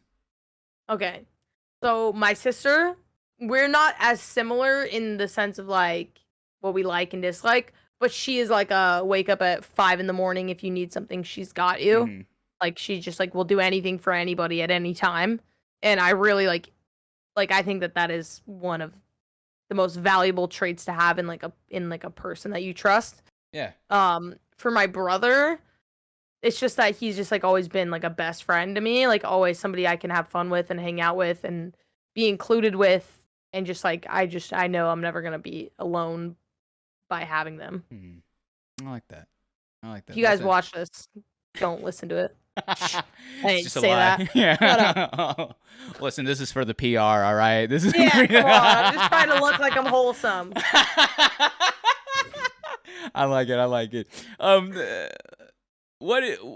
What was the most oh my gosh, this is so open-ended. Good luck. What was the most memorable event in your life? What was the most memorable event in your life? Go. In my entire life. Oh boy. Yeah. Oh boy. Only one. What the fuck? Okay. Yeah. I'm trying to think. This is so stressful. Uh, this Making is it hard because like my brain goes like to like the negative shit, and I don't Jesus. like that. Yeah. Like the negative stuff that just like the stuff that like Sticks impacted out. me the most. Yeah. But like, I mean, like there's things I don't know. That's like a tough question that maybe because like I kind of know the answer, but it's also kind of something that's like really personal to me. So we might just like Okay. pass and like I'll I pass could it, talk yeah. about that. But Yeah. That's, by the way, your sister says she loves you. But anyways, oh well. it's crazy that the memorable moment is here. Anyways, so with that one right Right. there, that's really sweet. Here's one, and this one's relating to Twitch. Thoughts on parasocial relationships? How do you draw the boundary when you feel a viewer is crossing the line? So like if like that's actually really interesting and tough because I feel like there's been a lot of times where people read into stuff too much. Okay. So it's kind of our jobs as like a streamer to make people feel comfortable and like talk to people and stuff. True. And I think a lot of times people will take that and think like, oh my god, she said like I love you guys. That means like she loves me. Like I've seen shit like that happen and like people just take things too like personal in a good or a bad way. I think drawing the line is just kind of like being really honest and like I've had people who are like, I'm gonna come visit Alaska, like will you show me around? And I feel like, okay, let's put this into perspective. Like you guys know me, but I don't know you. Yeah. Like realistically, I'm not gonna just like meet a stranger. Like I'm sure that you guys are awesome and you guys are super cool and you totally wouldn't murder me in the woods, but like I'm not gonna take you hiking. Just for my own safety. Like yeah, clearly. at the end of the day, we don't know each other. Like we can like you watch my stream, like I chat with you guys, but we are not like that. And usually I'll just be like, if you don't have my phone number or we haven't had a private conversation, we're probably not close enough. Yeah. For something like beyond. I agree with that. Like Oh my Twitch gosh. chat. That's great. How about this? How about you could find a middle ground, like TwitchCon is a good middle ground where you're meeting like at if this it's public venue. Right, absolutely come up and like we can have a conversation because that's Yeah. not weird, like for sure. But going to someone's state, visiting That them is in their turn. yeah, I've had people who are like, I'll pay you to like fly you down because we Interesting. played in like sub games. Yeah. Like, we played together, like let's hang out. I'm like, no, we can't do that. I don't know you like that. True. I feel it. Yeah. Let me read this next one here. What are some qualities that you see in your parents and wish you hope/see in yourself? One of my favorite thing about my parents is that they like always want things to be fun, and like no matter how old like they get, no offense, you guys aren't old, you guys are great, you're in your prime of life. They always want to like have fun. Like we are always the house that like hosts the parties and like we go on vacations and we do fun things, and it's never like, oh sorry, like we're too old for that, or like we can't do that, or you're too old to act that way. Oh, they are watching, nice. Oh boy, okay. I really want to like live life like that, like to always have fun and to always involve myself in like fun activities and not just like let myself be consumed by adulthood and feeling the pressure of needing to be like mature all the time. Or that number, people look at like a number and they're like, oh, I'm X amount of years old, and that doesn't excuse the fact of you could still be young at heart. You could still try things and go out. That's awesome. I mean, then go out responsibly. Call an Uber early. Of course. But that's awesome. I like that. Yeah. I love how you said you're the house that throws the parties. Like you guys are the ones that. I mean, yeah, I see the background right there. It's the Pullman talking. Here. I like that though. I like it. Okay, this question a little bit loaded. In what scenario, if any, do you think it's okay to lie? Good luck with that with your family watching. Go ahead. Yeah. Hey, I'd never lie. Wow, wait, that is a loaded question. Yeah, that's. I mean, like, honesty is the best policy. I've been the type to be like, if I'm at a bar and some guys like won't leave me alone, I'll be like, I have a boyfriend, and that's a lie. Good Like, I call. think when it's like things, and don't even, oh my gosh, don't even open up the can of worms as to why that's lying is better in that scenario, because Mm-hmm. I've seen the worst sides of men when you tell them you're just not interested. I don't even want to deal with it. Yeah. So that's why I lie in those situations. Yeah. And like lying in like in like the Tooth Fairy and like shit like that. Like Mm-hmm. like that when it's not harming anybody and it's making things better. But like if it's something that you shouldn't lie about. Yeah. Why? But like the littlest tiniest white lies, I don't think hurt people. Especially for your own safety, like you said with the men situation, when Yeah. they're pressing up. You know, I've seen that time and time again. You're at a bar, they're trying to press up, buy you a drink, or size you up and all that. And if you ain't feeling it, then feel free to use whatever escape you need to. Yeah. To get out of that. Okay. Okay. When are we getting those mod paychecks that we were in our very real mod contracts? They just every I time wonder who wrote that one. is the mods always just come for blood. I don't know what it is. Every time they always come and they see They this just streamer want to give me shit. is grandstanding. Here's a really good time to lie. Yeah. Oh man, super soon, guys. Yeah. Soon. Super soon. Well, when we I- start having troublemakers, you guys actually have to ban. Oh, that's true. That's true. We don't get like usually get like a lot of shit that happens in my chat that needs to be moderated. Oh, I Or the feel one that. random like, hey, Twitch thought, and I'm like, Okay. hey, that that's hurt it? my feelings. Yeah, I could do that myself. Yeah, I could we ban you are myself. really like exactly. It's pretty easy. The let me ask you this one. This one's a little open-ended, so again, I'm gonna try to refine it here. It says, "What's the most important lesson you've learned?" I'm gonna exclude a couple. I'm gonna exclude from streaming because we talked about that. And I'm gonna exclude kind of family life because we talked about that as well. But in your personal experience of just growing up, 24 years, what's an important lesson that you still hold true to this very day? I think an important lesson to like, I mean, like if I would have known this earlier, is that like people don't care about what you do as much as you think they do. So like at the gym, people don't actually care what you're doing, so like don't worry about it. Or like if you're at the store, people don't actually care what you're buying, so don't worry about it. Like I think a lot of people think that everybody's watching everything they do and are judging everything they do, and in reality, like they just don't care. And if they do care, then they're weird, and that's their problem. So like, Yeah.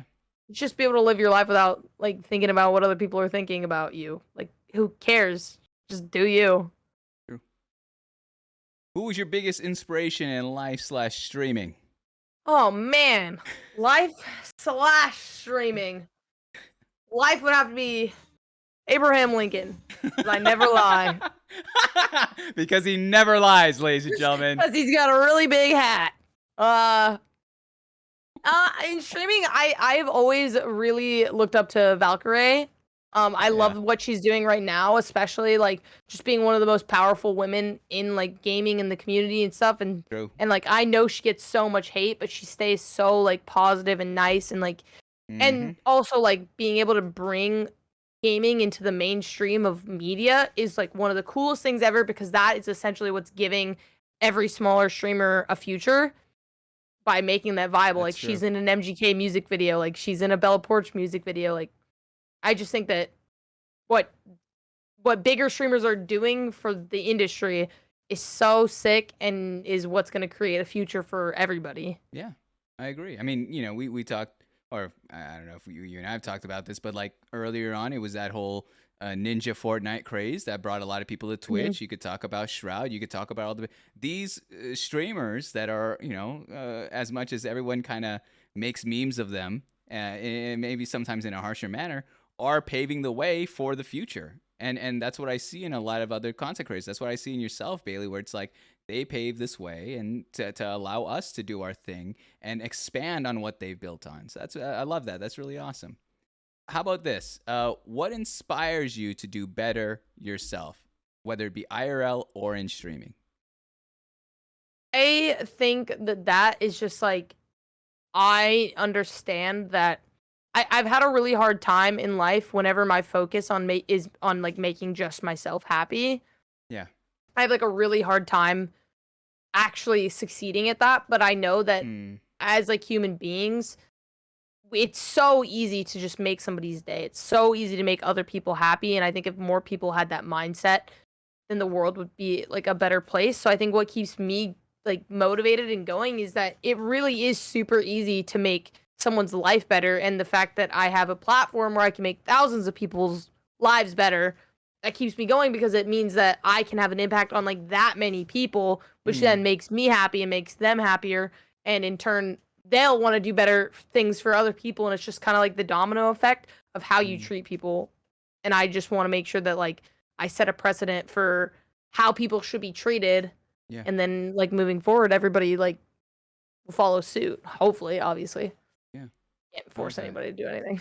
But It's interesting because like I think very few people understand it's very easy to hate and be negative.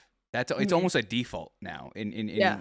society. Or if you look at Twitter, you could literally click one. Maybe you might not even have to click at all, depending who you're finding, to find something toxic, to find drama. But kindness is something that, when leaned into and when presented properly with a genuine nature, man, that stands out. When you find someone that's gonna authentically invest in who you are and want to hear you and want to help you, you told the story, Bailey, where you're like, if I found the right person, I wouldn't mind driving an hour to get their favorite ice cream, knowing that would be a small bright part of their day. And so I respect that a lot, where, trying to be the light a little bit, in your way, and as much as you can. Some days we're going to fall. We're not going to hit the mark every time. Right. But waking up every morning and giving it the attempt is what that's all about. I love that. Yeah. What mistake have you learned the most from? Wow. Oh my gosh.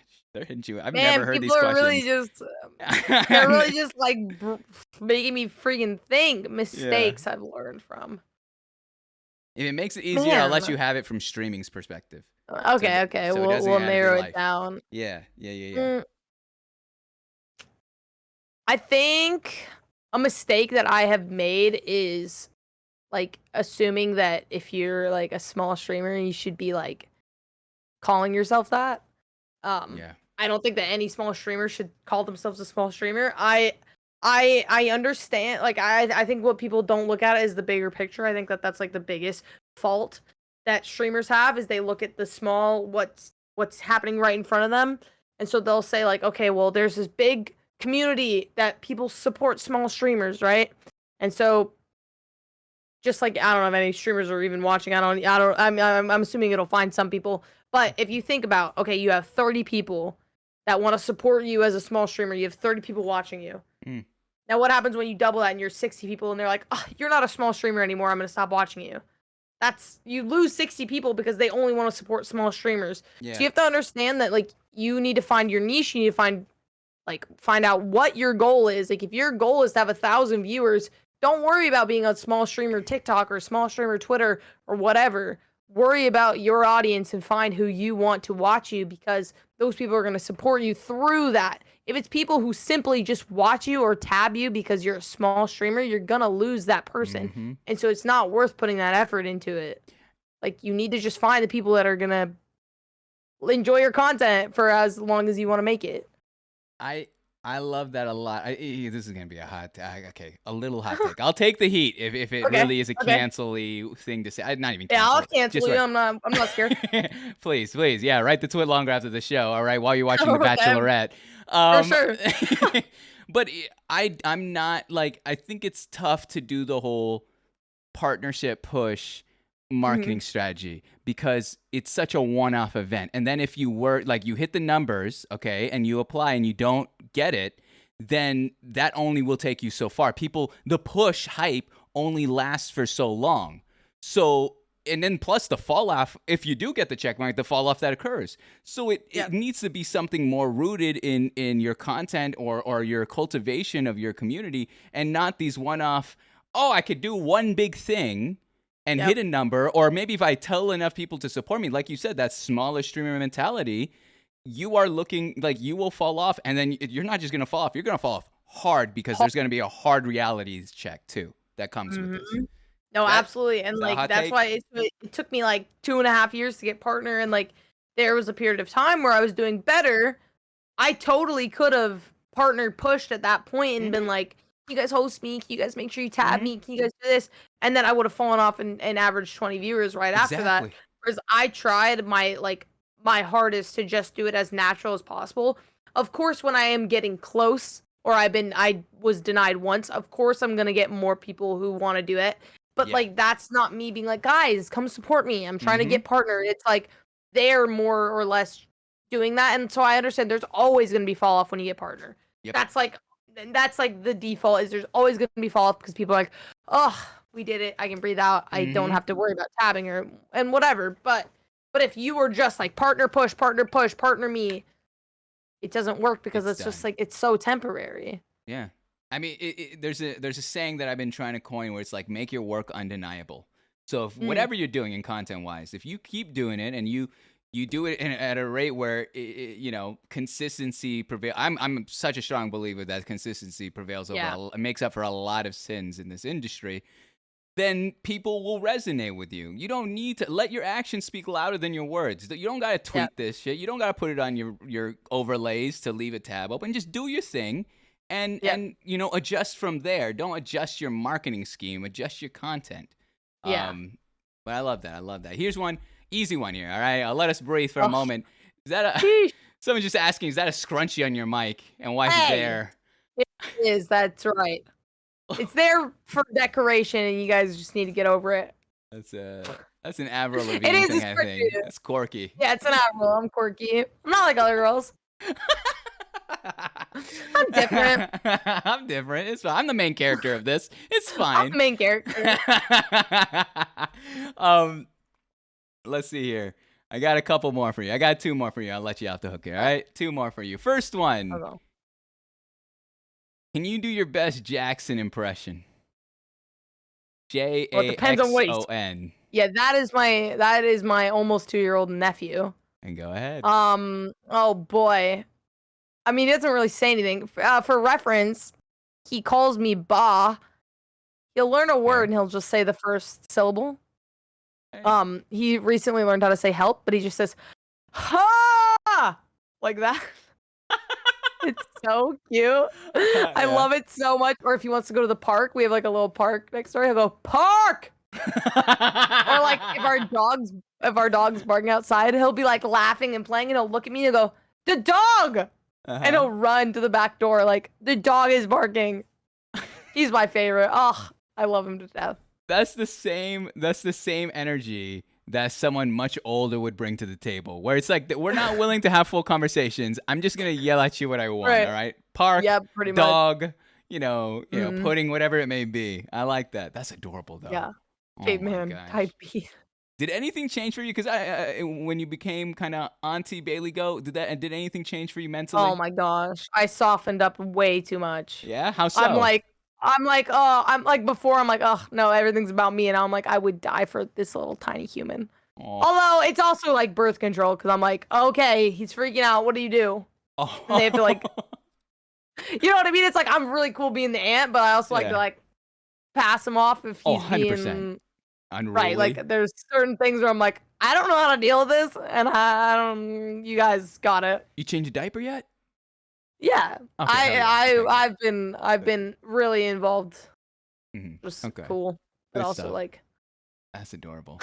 I love that. All right, one more question here. It says, how do you calm yourself in stressful situations? How do you calm yourself in stressful situations? For people who know me, I have pretty high anxiety. I guess it depends on the situation. Usually, I'm the type of person who I don't calm down. It's not a matter of coping or calming down. It's a matter of like understanding that this is the reality that we're in. Yeah. And you just kind of got to go through it. You can't go around it. Like growth is at the edge of your comfort zone, and like if you're in a situation that you don't like, but you have to go through it for it to be over, then you have to go through it for it to be over. And like a lot of times it's just kind of like take the leap and just do it. Like I can't ever calm myself down. Like my anxiety's not like that. Like I'm not just like deep breath. I'm fine. It's more like, all right, like we're in the thick of it. Let's just fucking do it. Like, just send it. go. I don't Yeah. care. It's true. Yeah.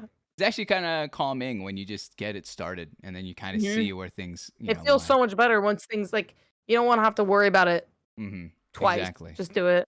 Exactly. Get it over with. This one's from your sister. It says it's Oh gosh.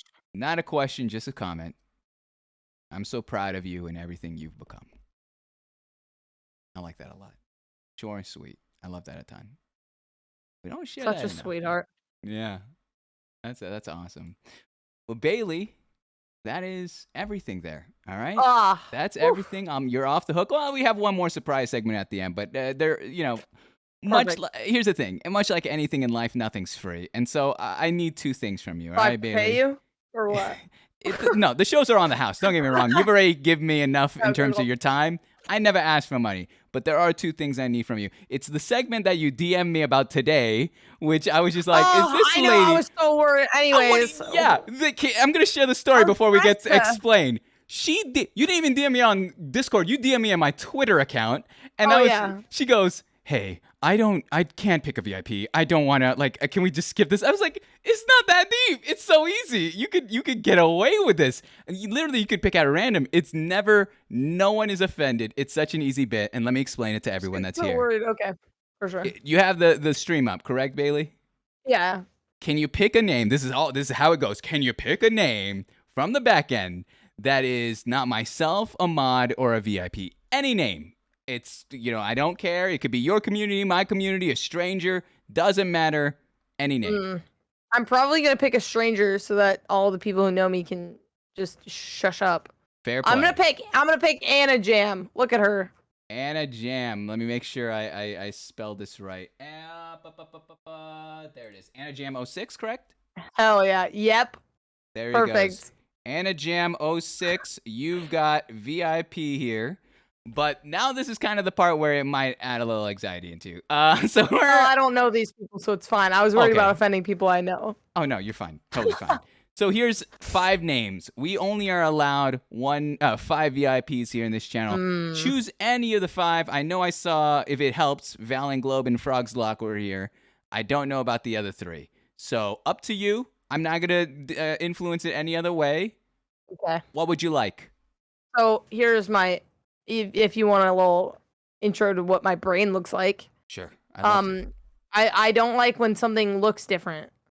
Okay. So Karambito _.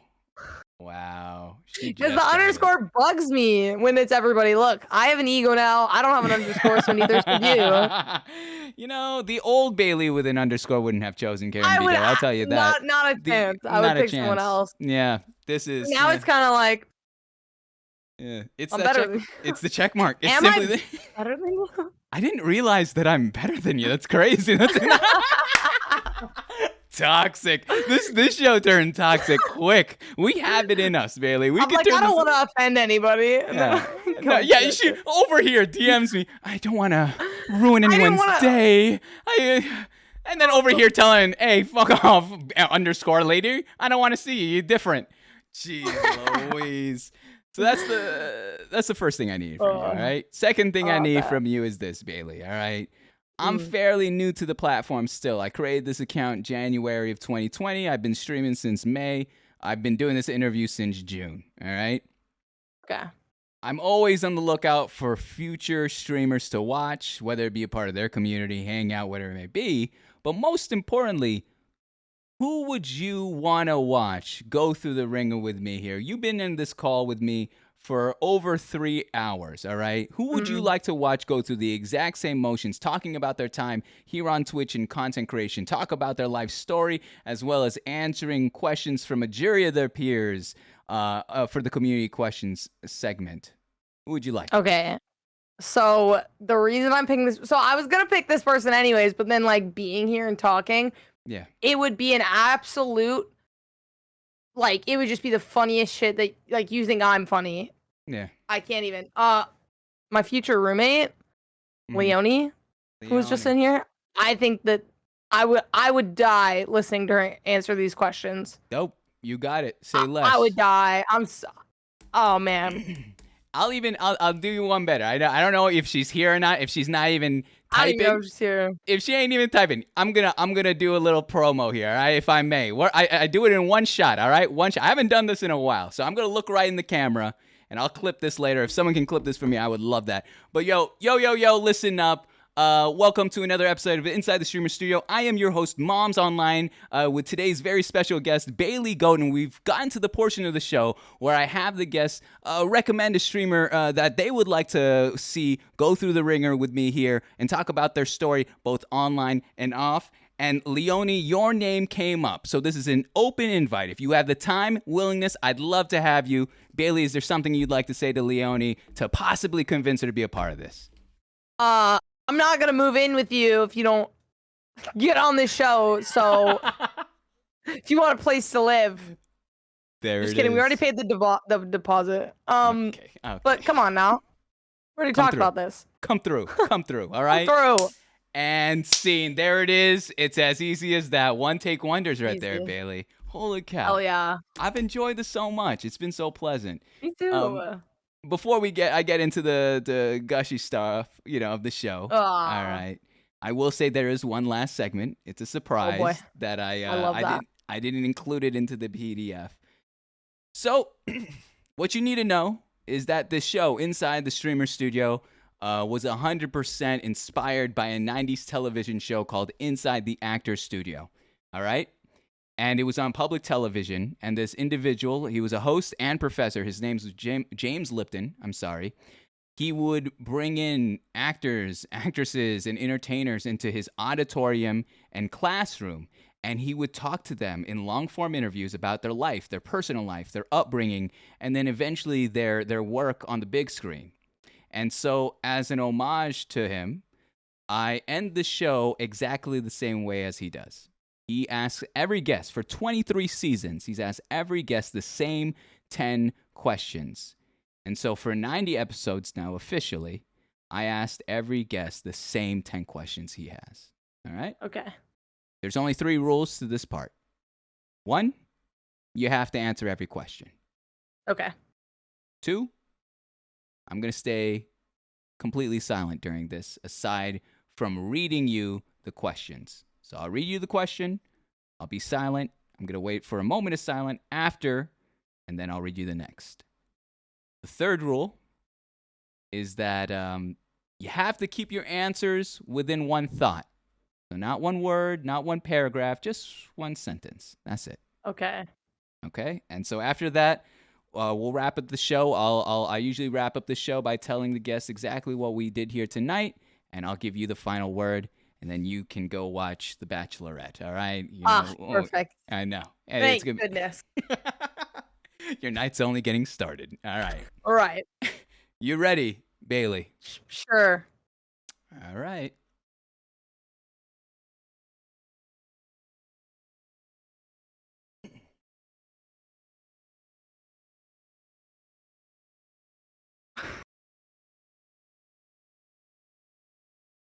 Question 1. What is your favorite word? Swag.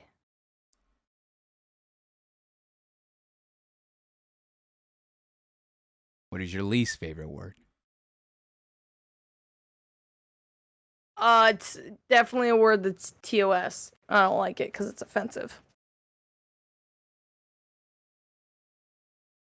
What turns you on? People being themselves. What turns you off? People being assholes. What sound or noise do you love?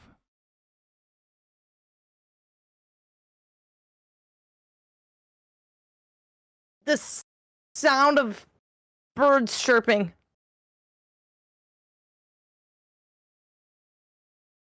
What sound or noise do you hate? The sound of people chewing.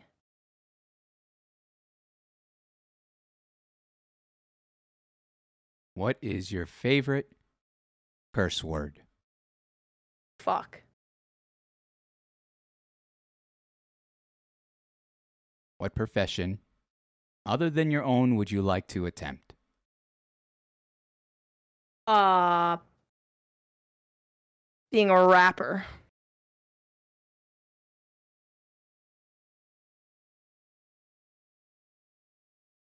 What profession would you not like to do? Being a garbage man.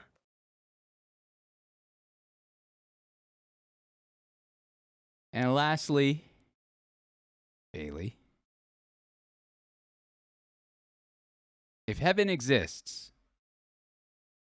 what would you like to hear God say when you arrive at the pearly gates? Hot, you're here. Ladies and gentlemen, BaileyGoat. Holy cow, Bailey. Wow. You a clown. You're good. You're fun. That's hilarious. I Those love were really just the first answers that popped in my head. I'm like, well, perfect. we're in it now. You've Let's say captured the it. moment. I love that. I love Hell that. yeah. So here's the thing, Bailey. All right, give me a moment and let me explain to you exactly what I've understood from you on the receiving end of this show. We've been here for roughly 3 hours, 15 minutes, and a lot has happened. A lot has been learned, and I want to be able to share that for you, you know, and speak candidly about you. Here's the thing. All right, Bailey. You mentioned that when you are able to trust someone, you give them your heart. You are an extremely loyal person, and you just resonate with them. You are willing to give them the world or the universe, as you said. And it's funny because when we started this show, I could see the size up game. You know, we size each other up. What they don't know is we've never talked before, not like this ever. Mm-hmm. And so the first time we capture this conversation is literally live on stream. But I noticed that as the course of the show went on, I could feel you trusting the show, the process, and myself, and your story and your voice, and seeing you just grow and move into this space of comfortability, of confidence, of your identity is so it's wonderful, and it's something that I respect from you a ton. I could not stop gassing you up while you were gone off stream. I could not stop telling your community, yo, I legitimately think she's funny. I wanted to invite you to the other show before we even finished the show. All right. Hell Usually yeah. I finish this stuff and then I'm like, yo, all right, let's do the other stuff. But I couldn't because I knew already off the cuff, you're hilarious. You have this personality that's so magnetic that people gravitate to you so naturally. And that's what I find myself during this conversation where it's like, this didn't feel like 3 hours and 15 minutes. It felt like 20 minutes. I was having such a blast talking to you, learning about your life, hearing how much your family loves you, how much you love them, your passion for this industry, seeing your of course we didn't get the full picture and no one can. I mean, we'd have to literally stay here for years, if not all 24 of those years, to fully encapsulate who you are. But this 15-minute window, this taste into the life of BaileyGoat has been something that's been a huge honor and pleasure. And so I say this, I understand that you're moving into a new space in your life right now. A new chapter is about to occur. You're going off to Texas. And if there's anything that your parents, I know your mom was here earlier, I don't know if she's still watching, or your sister that was also here earlier, should understand, is that Bailey's the real deal. This is not a joke. Like, she's extremely talented and capable person, and it's her drive and work ethic that I think really separates you from the bunch, as well as, of course, the ability to be candid and authentic and not have to play the game that many play on this platform. They'll play the pageantry or the clout game or backstab one another. You don't got to do that. You know your value, and I think that value will only continue to rise as time goes on. So I'm very thankful for this time. I'm blessed to have had talk to you. I'm excited to watch you grow and see where life takes you, whether it be here on this platform or even beyond that, Bailey. But at the end of the day, it would be an absolute honor to have you back on the network. I want to introduce you to some of my friends. Sure. Please. I'm actually so excited. This was so fun. I'm so nervous. I always get nervous with this stuff, but you're so cool. It's so I appreciate easy. that. If you like this, you'll love the network because we all just end up drinking and hanging out and just shooting the shit. I'm into it. And I promise we'll take care of the bot, all right? We'll take care of it. So it's, we're all chill. We're all chill on Perfect. that. But Goodness. Bailey, for sure, if I see you at TwitchCon, please allow me to buy you a drink, all right? We got to throw down. absolutely. We got to throw down. No You're doubt. an absolute homie. I loved hanging out with you here tonight. Yes. But let me give you the final word. Is there something you would like to say to those that are watching here live on Twitch, or maybe in the future on YouTube, or listening on Spotify? Oh, Spotify. I knew I had a podcast voice. You guys always tell me that. I'm not really good at being like inspirational, but just like, understand that being an individual is powerful and you can be yourselves, and the right people are going to love you for it. You don't have to fit any molds. You don't have to fit any boxes. You just need to like live your life the way you want to live your life. Period. Also, use code BaileyGoat when you check out for G Fuel. If you remind me, Bailey, honestly, if you remind me when I post up this VOD, I will put your code in the description, all right? Deal. I will. G Fuel, baby, is what it is. They got a raspberry whatever flavor. Support code Bailey. That's right. That's how I knew you were made All for this business world. at the end of the day. Exactly. I love that. I love that. But Bailey, you take care. I'll DM you after the show. For sure. Go watch your show. Get something to eat. Oh my gosh, so Hang excited. out. Whatever it may be. It's been a pleasure. 100% we'll keep in touch. All right, Bailey. You Alright, take cool. care. Thank you. You Peace, too. peace, peace. Good Bye, night. bye.